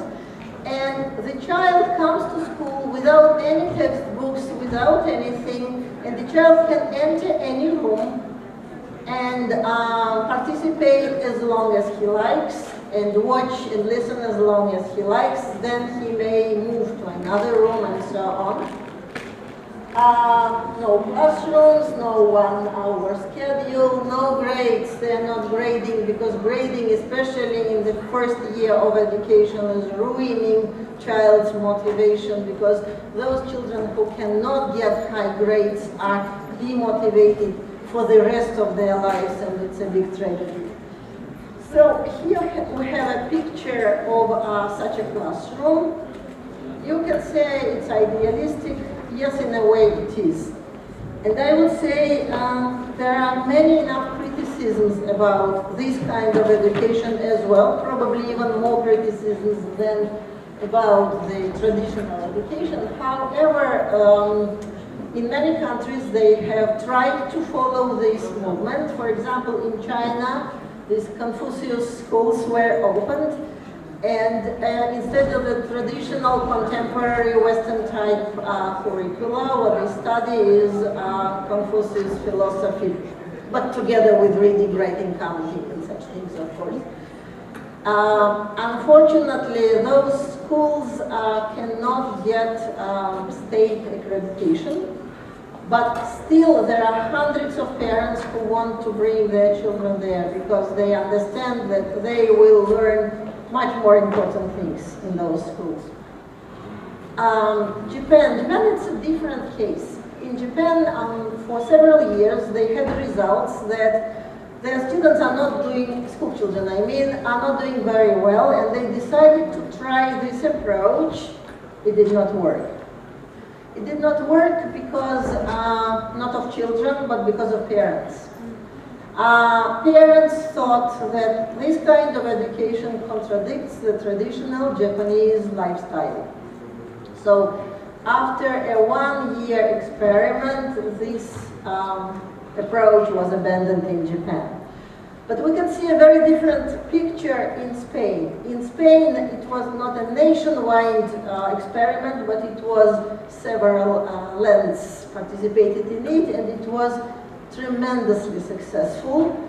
Probably because Japanese are quite fast people, really, and the Spanish are a little bit like us, and they are not that fast, and they like siesta, and they like looking at beautiful fountains in the middle of the day instead of working, and so on. So it was very much in their nature, and it's very successful, and now they are going to implement it on a much wider scale than it was in the experiment. Now, I want to compare and to speak about advantages of both approaches, slow education and fast education. Well, fast education is not a traditional term, but I mean the traditional contemporary education. So, if we speak about slow education, no anxiety, that's great. Children are not afraid to learn, they are not afraid of a teacher, they are not afraid of failing an exam. Their brain is not blocked, and their brain can learn much more. It supports and develops natural curiosity. Learning is deep because they have enough time to ask question why, and not to get a ready-made answer which probably does not satisfy him, but to reach that answer themselves by experimenting, by watching, etc. It is intrinsically motivated. As I told you, the child goes to that classroom which he likes. If he does not like it, he can go out. It stimulates emotional development. If you watch those children, they all the time look very happy, compared to traditional classroom students who look either bored or unhappy or angry, and so on. It stimulates cooperation because those students work in groups over something like projects. They do together something like projects. the process of learning is enjoyable. Students spend less time being taught and more time learning, and that's very, very valuable. Now, if we look at the advantages of the traditional or fast learning, it permits to pass tests and ensure admission to certain programs. Well, life is life, and it's important whether we like it or not. Government or school owner can control how efficiently its money is spent. I understand the government wanting that fast learning because they put part of the budget into education and they want to know how well their money works. So they need something measurable. And if there are no credits, no grades, no list of subjects, etc., how would they understand whether they wasted the money or spent the money on a good thing? It makes student mobility easy. That's very important because if you teach your child in a slow learning school, but then, for example, you change the residence and you go to another analogous school, if you find one, there they may be doing something very different and the child will have problems adjusting to the school.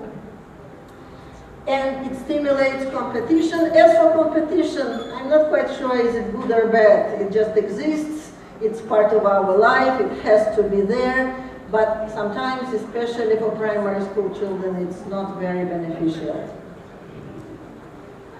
Now about disadvantages of both of them have disadvantages. Slow learning. What if the child goes into the room where they teach reading and writing in the native language and doesn't like it? Will the child remain illiterate? So there is such a danger. Maybe he doesn't like it. Of course, those schools usually have very, very professional teachers who teach it in such a way that if not everybody, majority get interested, but still such a risk exists. And you need very, very professional teachers, and unfortunately among the mass of teachers which we need to educate the whole population of the country, the percentage of such very, very professional teachers is not as high. Education may be not systematic, a little bit from here, a little bit from there, but unable to link the pieces together. Okay, as for disadvantages of fast learning, stressful, very stressful. Remember your school years, how much stress you had. Remember your university, somebody masters, somebody PhD years, how much stress you had. I think it takes, I don't know, several years of our life finally. It is curriculum-centered and not student-centered. By the way, it announces we are student-centered.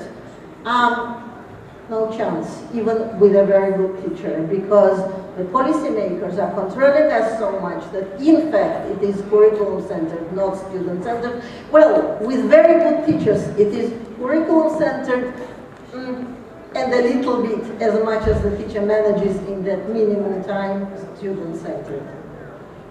It seldom stimulates student creativity. So again, it depends on the teacher, but it's very difficult to do so.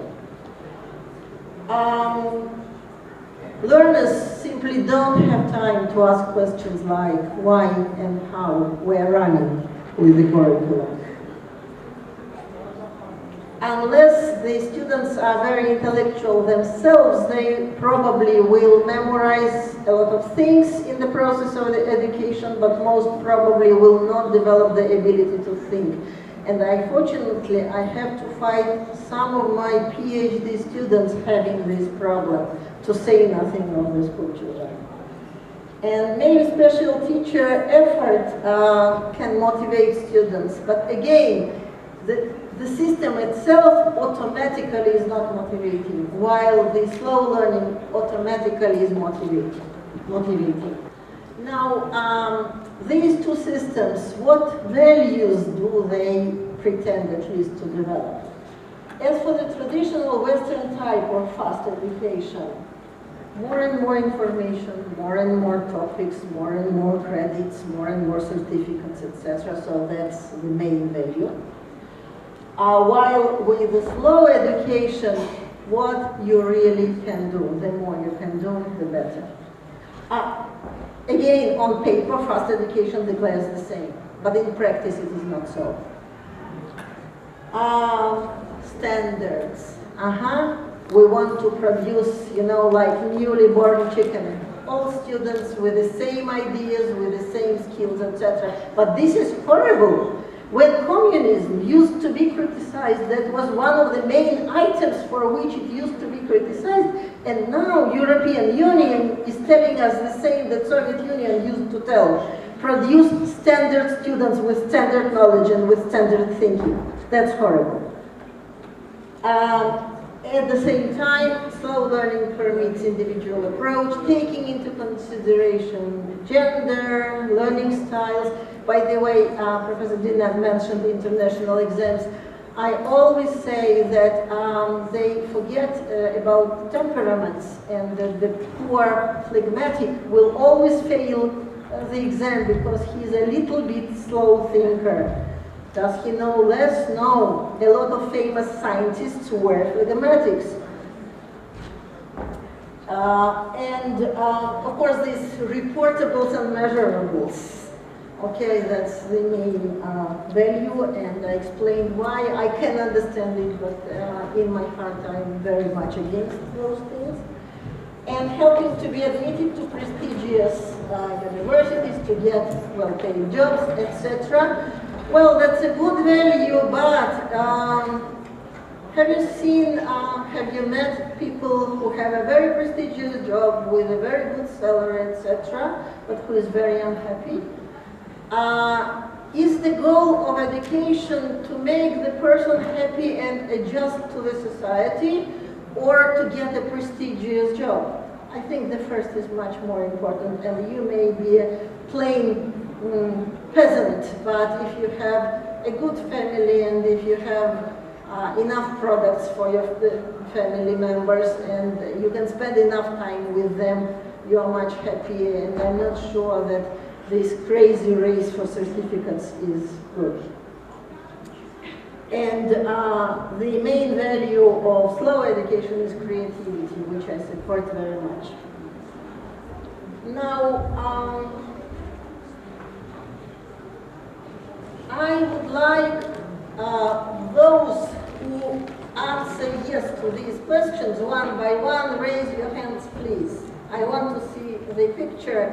How well are you prepared for slow learning? Okay, so the first question. At the primary school, I often wanted the teacher to explain things slower and to dedicate more time to playing and practicing. Okay. At the basic and middle school, I often wanted same thing. At the high secondary school, I often wanted same thing. Fewer people, but still. At the university, I often wanted the teacher to explain theoretical matters slower. Not everything, but theoretical matters. To show more, to give more examples, and to use hands-on activities.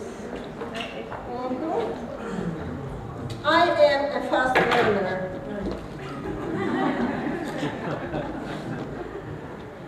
I agree with the idea that the fastest is the smartest.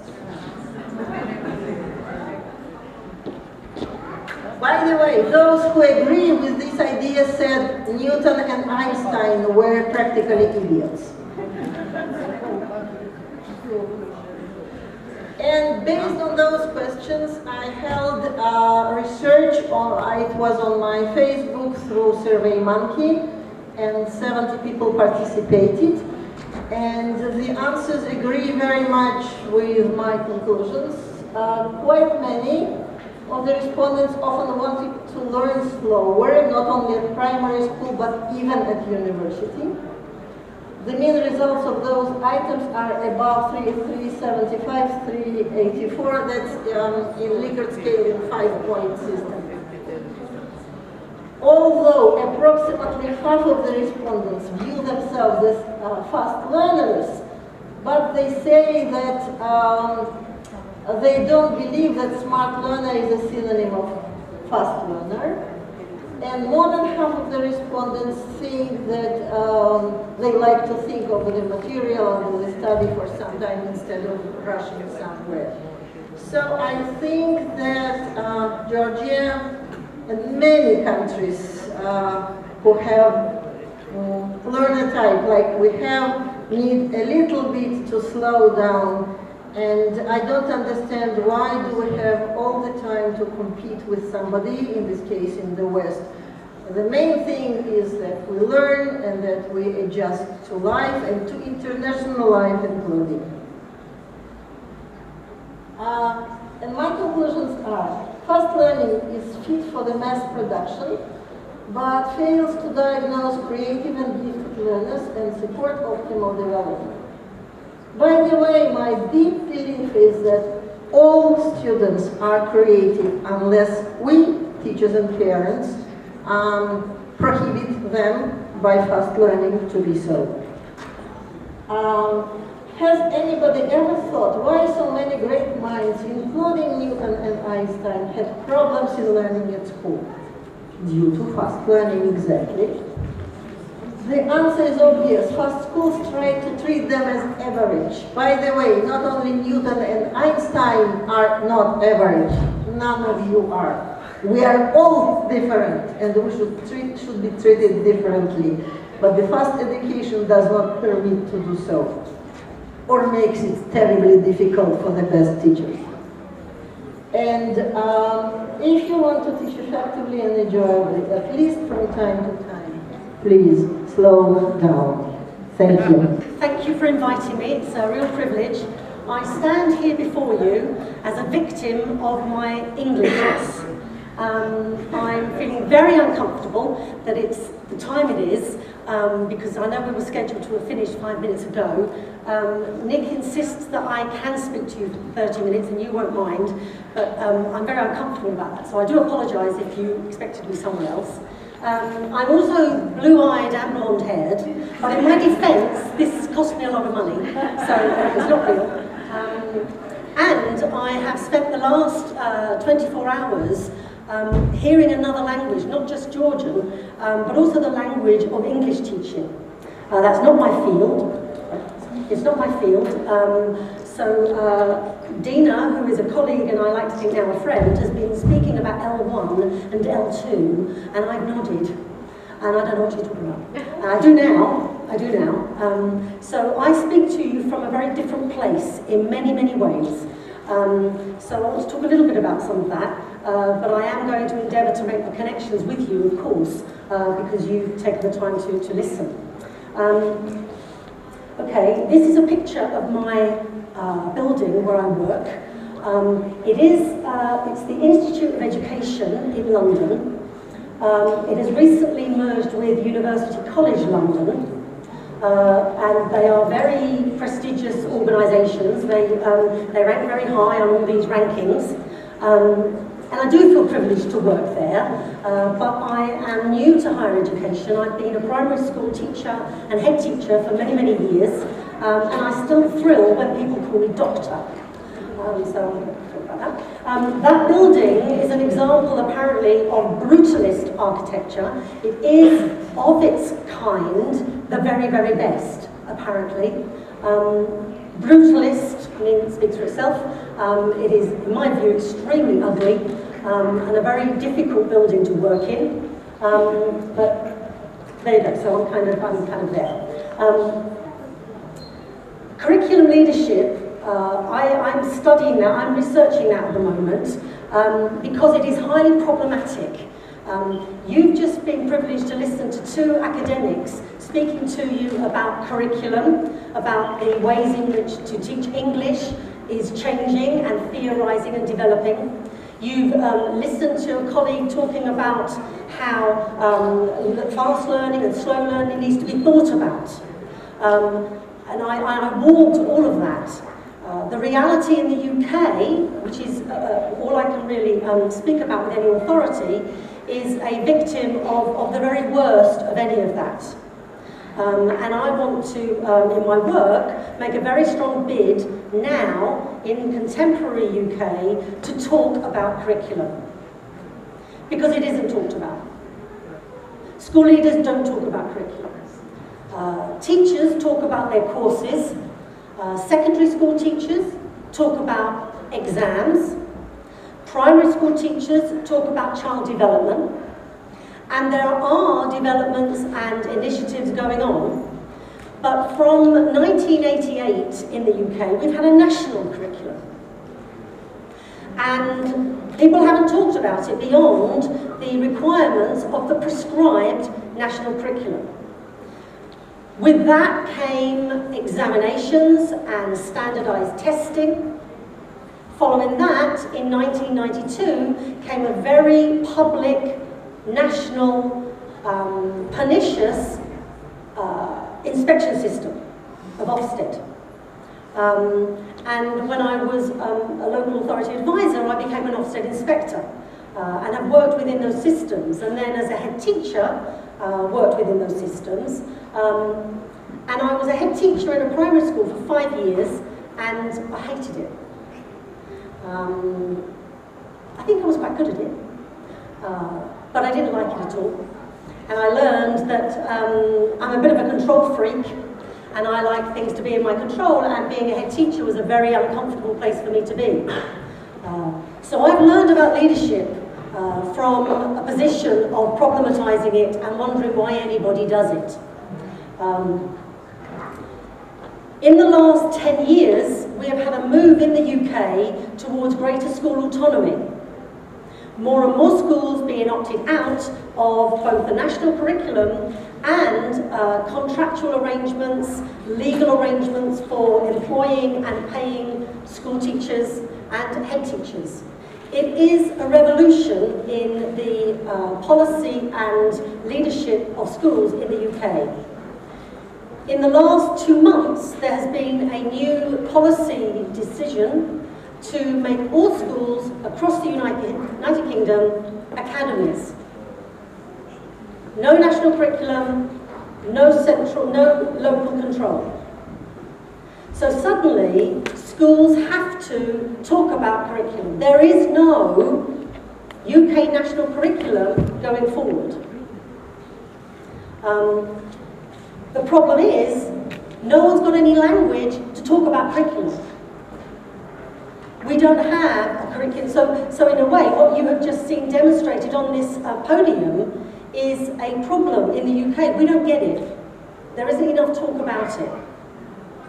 I've linked it to 21st century learning because I'm trying to, through my work, have a defence and a rationale for how we might be able to talk about curriculum. I've seen examples on this podium this morning of young people enacting their skills, their imagination, their creativity. It seems to me that the cohort of scholars you have here represent 21st century learning. In the UK, there is a requirement for us to understand that. The expression 21st century learning is very unfamiliar in the UK. You don't hear practitioners speak of it, you don't hear academics speak of it. It's a very international concept, it's a very US concept. I'm trying to work within that concept to justify how we might have a conversation about curriculum development within the UK. I think there are implications for learning environments, implications for teachers and teaching and pedagogy, of course, implications for curriculum development, and of course implications for leadership. Curriculum, as you have sort of understood and had it talked about this morning, is both specific to content, but also I would suggest as broad as everything. As broad as the way we do things around here. When Nick and colleagues stood up and celebrated scholars in this university this morning, it was very clear to me as a visitor that you are being rewarded for your hard work, your commitment, your scholarship, your innovation, and your contribution to the community. And that, for me, would be a curricular quality, curricular characteristic. If leading members of your community stand up and promote slow learning, that's a very powerful piece of leadership for you to rethink some of the demands that are made upon you.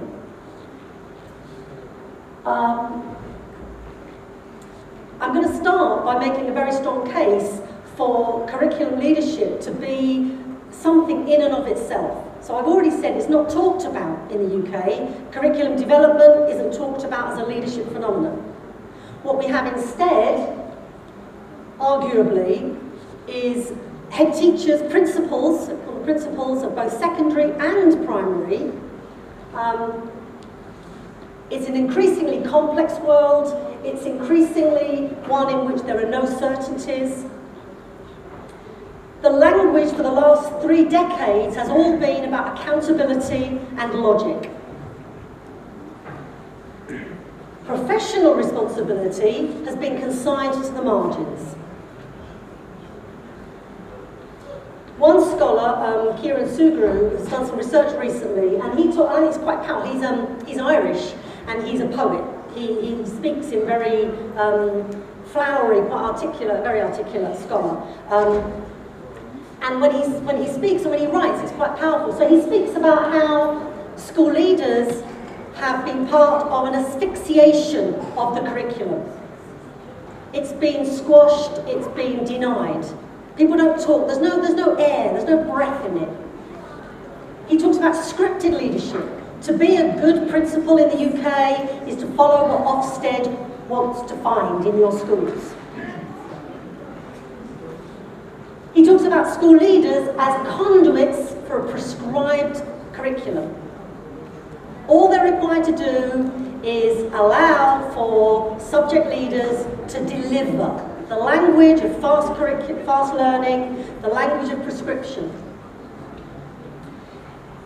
The other side of that is to see leadership as a form of surveillance, that what school leaders would do is check that teachers are delivering the prescribed curriculum.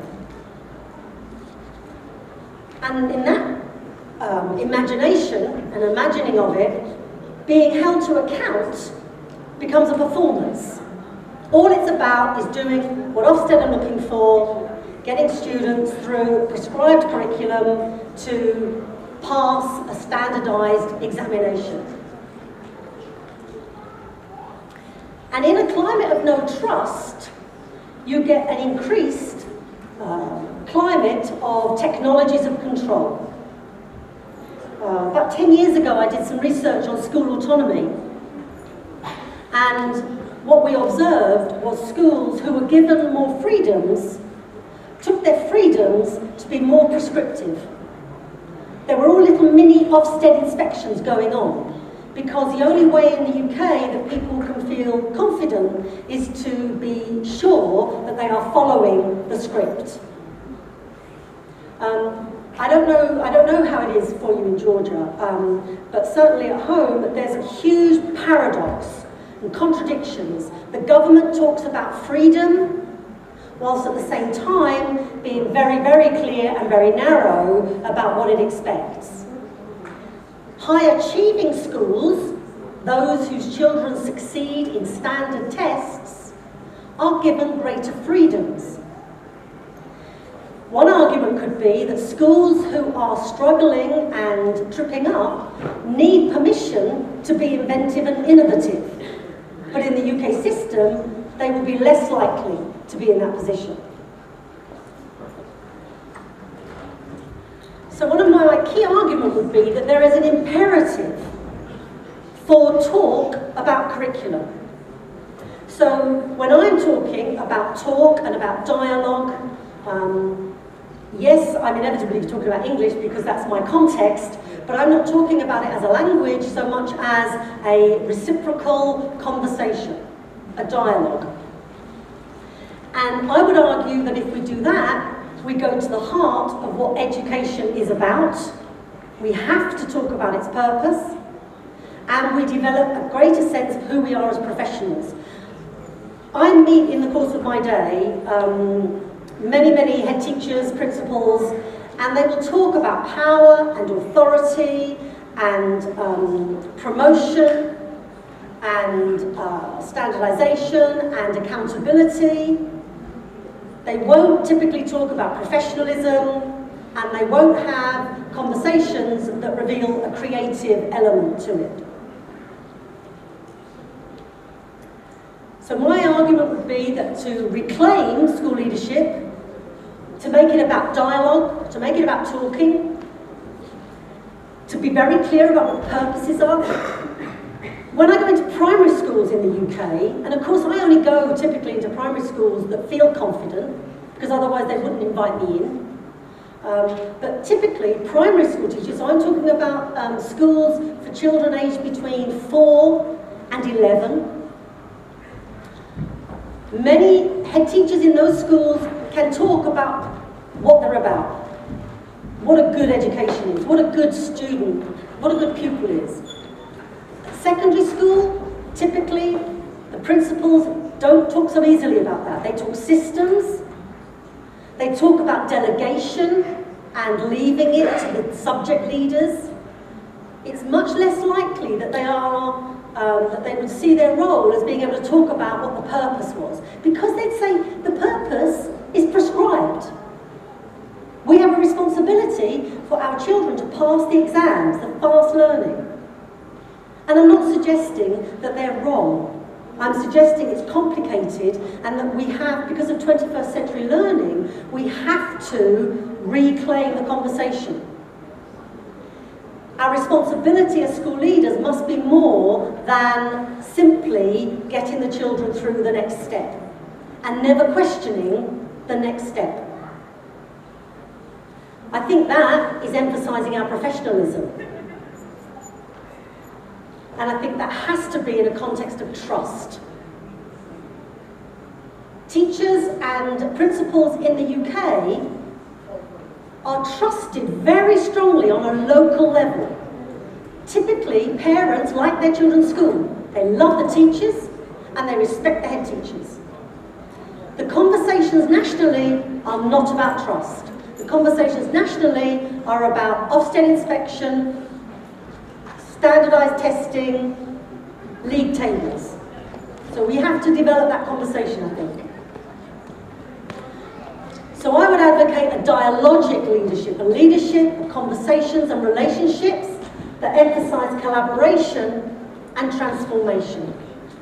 I'll come back to that, but I'm going to spend the rest of my time, which is limited, just talking to you about 21st century learning as we would understand it, and thinking about the implications both for teaching and for leadership.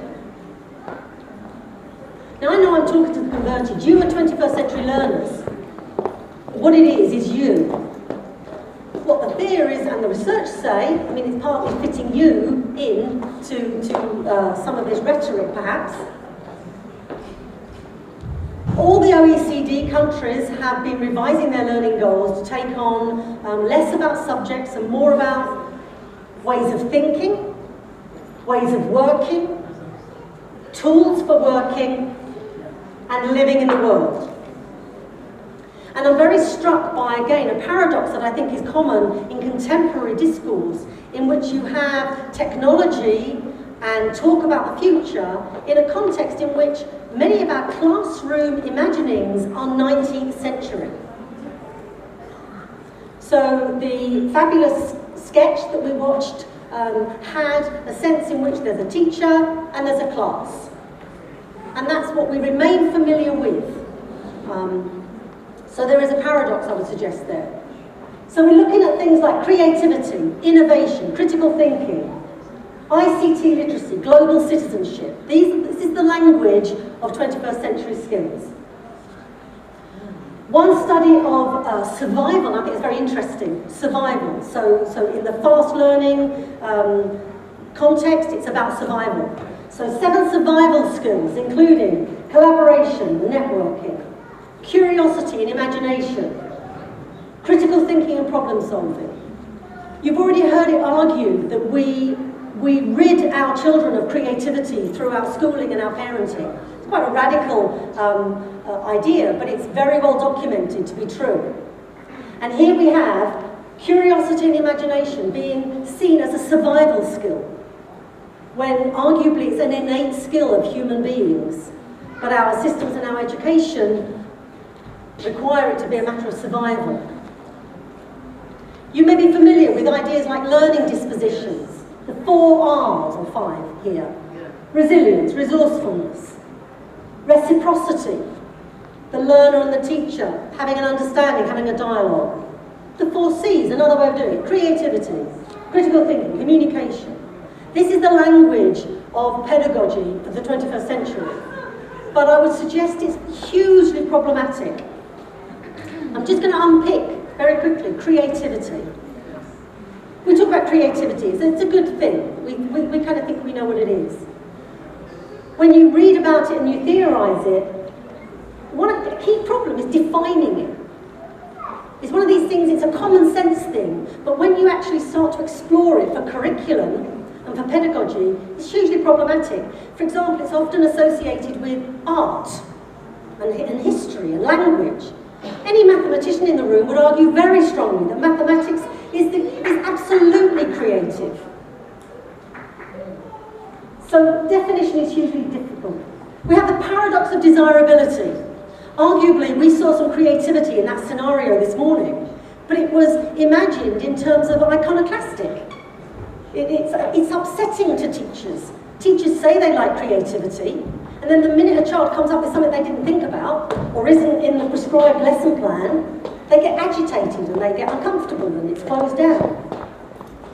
Now, forgive me if your practice is better and more creative than that, and I would claim so is mine. But nevertheless, these are paradoxes that we have to, I think, explore. One argument is that we need a kaleidoscopic vision of creativity. We need it to be complex, multi-layered. But what we most need, I would suggest, is we've got to talk about it. We have to have a discourse around creativity in the curriculum. These scholars argue that an ideal curriculum is tailored to the interests and stages of development of a specific and real class, rather than a cohort of learners. Great, I get that. How does that translate to a system of accountability, which is required for all the reasons that we understand? And I just wanted to remind ourselves that when it comes to things like health and well-being, it's more than the absence of disease and infirmity. It's complete physical, mental and social well-being, and that's the business we're in, arguably, in a positive, creative and healthy education system. Okay, yes, I did the book report myself, I found it on eBay myself, I bid on it myself, I paid for it myself, and I printed it myself. We have to, I suggest, find ways of marrying the real-world experiences of our scholars and our students with a world that we don't yet know. Yeah, we are preparing ourselves and our children for a world in which the demographics and the technology are beyond, arguably, our imagination. What we need, and I don't know what this looks like, I mean, I would have to work with you and with others to realise this, but we need national prescription and local autonomy. And that system conditions, financial, political, economic, and student achievement, equity, equality, bespoke learning have got to be in balance. We have the paradox of constrained autonomy. In the UK, I started by saying, effectively, and I don't even know, whether the government realises this, but by saying all schools to go to academy, that is the same thing as we're getting rid of the national curriculum. At the same time, they are maintaining centralised assessment, centralised inspection, and head teachers, forget distributed leadership, head teachers will be sacked if they fail Ofsted. I'm exaggerating, just to get their attention, but that happens. Head teachers are routinely moved, they retire, they're made redundant, when a school fails and doesn't spring up quickly. So there are huge paradoxes there. But most of all, what I would suggest we've got to do is talk about it. Because I don't know what this means, but I should, I need to know. And people in the system need to know, and they need to be having the conversations. I would not want to ever leave a speaking situation without emphasising the significance of context. Be it the national context, which is so different, be it a local context. We've had this nationalisation of prescription for, as I said, 30 years. I go into many, many schools, and they're all different. Primary schools, crazy places, very different. So any leadership initiative, any development has to be understood in the context, appreciated in the context, and I would suggest judged on the context. And I'm really taken by the fact that I'm uptight and talking about accountability and talking about this because that's the UK system, that's what it's made me. And I've learned an awful lot from listening to people this morning and observing you around the building. I have to go home this evening, so I'm not in the privileged position of being with you tomorrow. But I wish you luck with the rest of the conference, and I'm very confident that you're in a good position to learn and to listen from each other. And ideally, I would like to finish by naming people and specifically thanking them. But as an English native speaker, I am disabled and unable to pronounce Georgian names. And so rather than embarrass myself and get it wrong, I just need to say a big thank you to everybody that I've met, and thank you for allowing me to speak to you today. Professor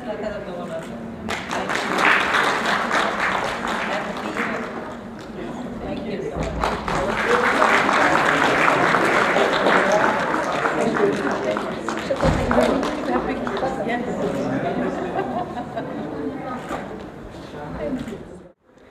What are the standards? When we want to say, okay, my test or my assessment meets international standards. Say I'm your quality assessor. I'm coming in to review you, to audit you. And you have to prove to me that your test meets international standards. What are the standards? For example, that they were pilots. Right, so one of the standards is reliability, and then a pilot would make sure it's reliable. What else? There's 3 standards. I'll give you a clue. Well done. Who said it? Yes. Go on. Yes. Professor, who else? Now there's a 3rd standard. International standards for any assessment. Authenticity. It's not a standard, but it's relevant. The 3rd one is fairness. Fairness. So, whenever you think of your test, your quiz, your assessment, your essay, whatever assessment task.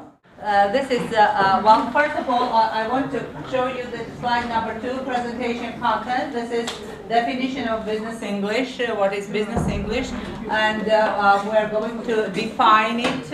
It's needs-based BE curriculum, and shortly I will refer to it as BE, Business English, then General Business Translation course, Curriculum Development and Course Contents, Class Activities, and Teaching Methods, or vice versa, Teaching Methods and Class Activities. And I very much encourage you to participate in this. This is workshop and not, it is student center and not teacher center.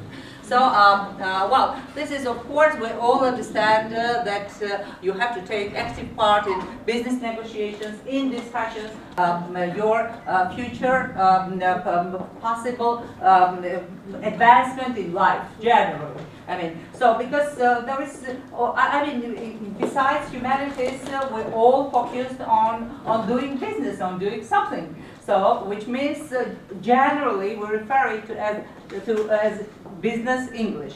So next is, and here of course we show the, I mean, general globe, and then business English as a powerful means of communication in a modern world. And so I'm very happy that my today's workshop definitely reflects the ideas which was presented at the beginning in the open section by all our presenters. who spoke, you know, they spoke about this global English as a global language, and they spoke as the curriculum development. The second one spoke about the curriculum development. So we are responding to both speakers in our workshop. Okay, as a product, and we have to have good kitchen utensils, right, to make the whole process productive. Okay. All right. So, well, we have the cooks, right? This is what usually cooks do. Okay. And as Fatih has mentioned, this is also when you love cooking, you love to taste it and add some needed ingredients. Okay. So why I'm talking about cooking? Well, actually, this is not my table of comparison that we can see between cooking and kitchen. Well, we have two key players in both processes.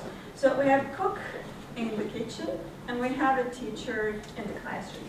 So they share common features. Okay, so what are they? Both of them plan the whole process. They give a try to taste the guests that you have at your home. But for teachers, the customers are the students, right? So you try to provide them with delicious food. Keep them in the classroom, and the teachers do lots of stuff to motivate their students. Okay, so the customers and the students, well, are also the key players. All right, so we have recipes in cooking, and we have lesson plans in teaching. None of them is the importance of changes in lesson planning, right? Many teachers do think that lesson plan is a constitution. Okay, for example, if it is implemented by the top management, let's say at the university or at school, they do think that they cannot make any changes. Very often, unfortunately, this is not their own or personal assumptions. This is what the administration does. Okay, no deviations from the syllabus or from the lesson plan, which is not right, of course, because the classroom is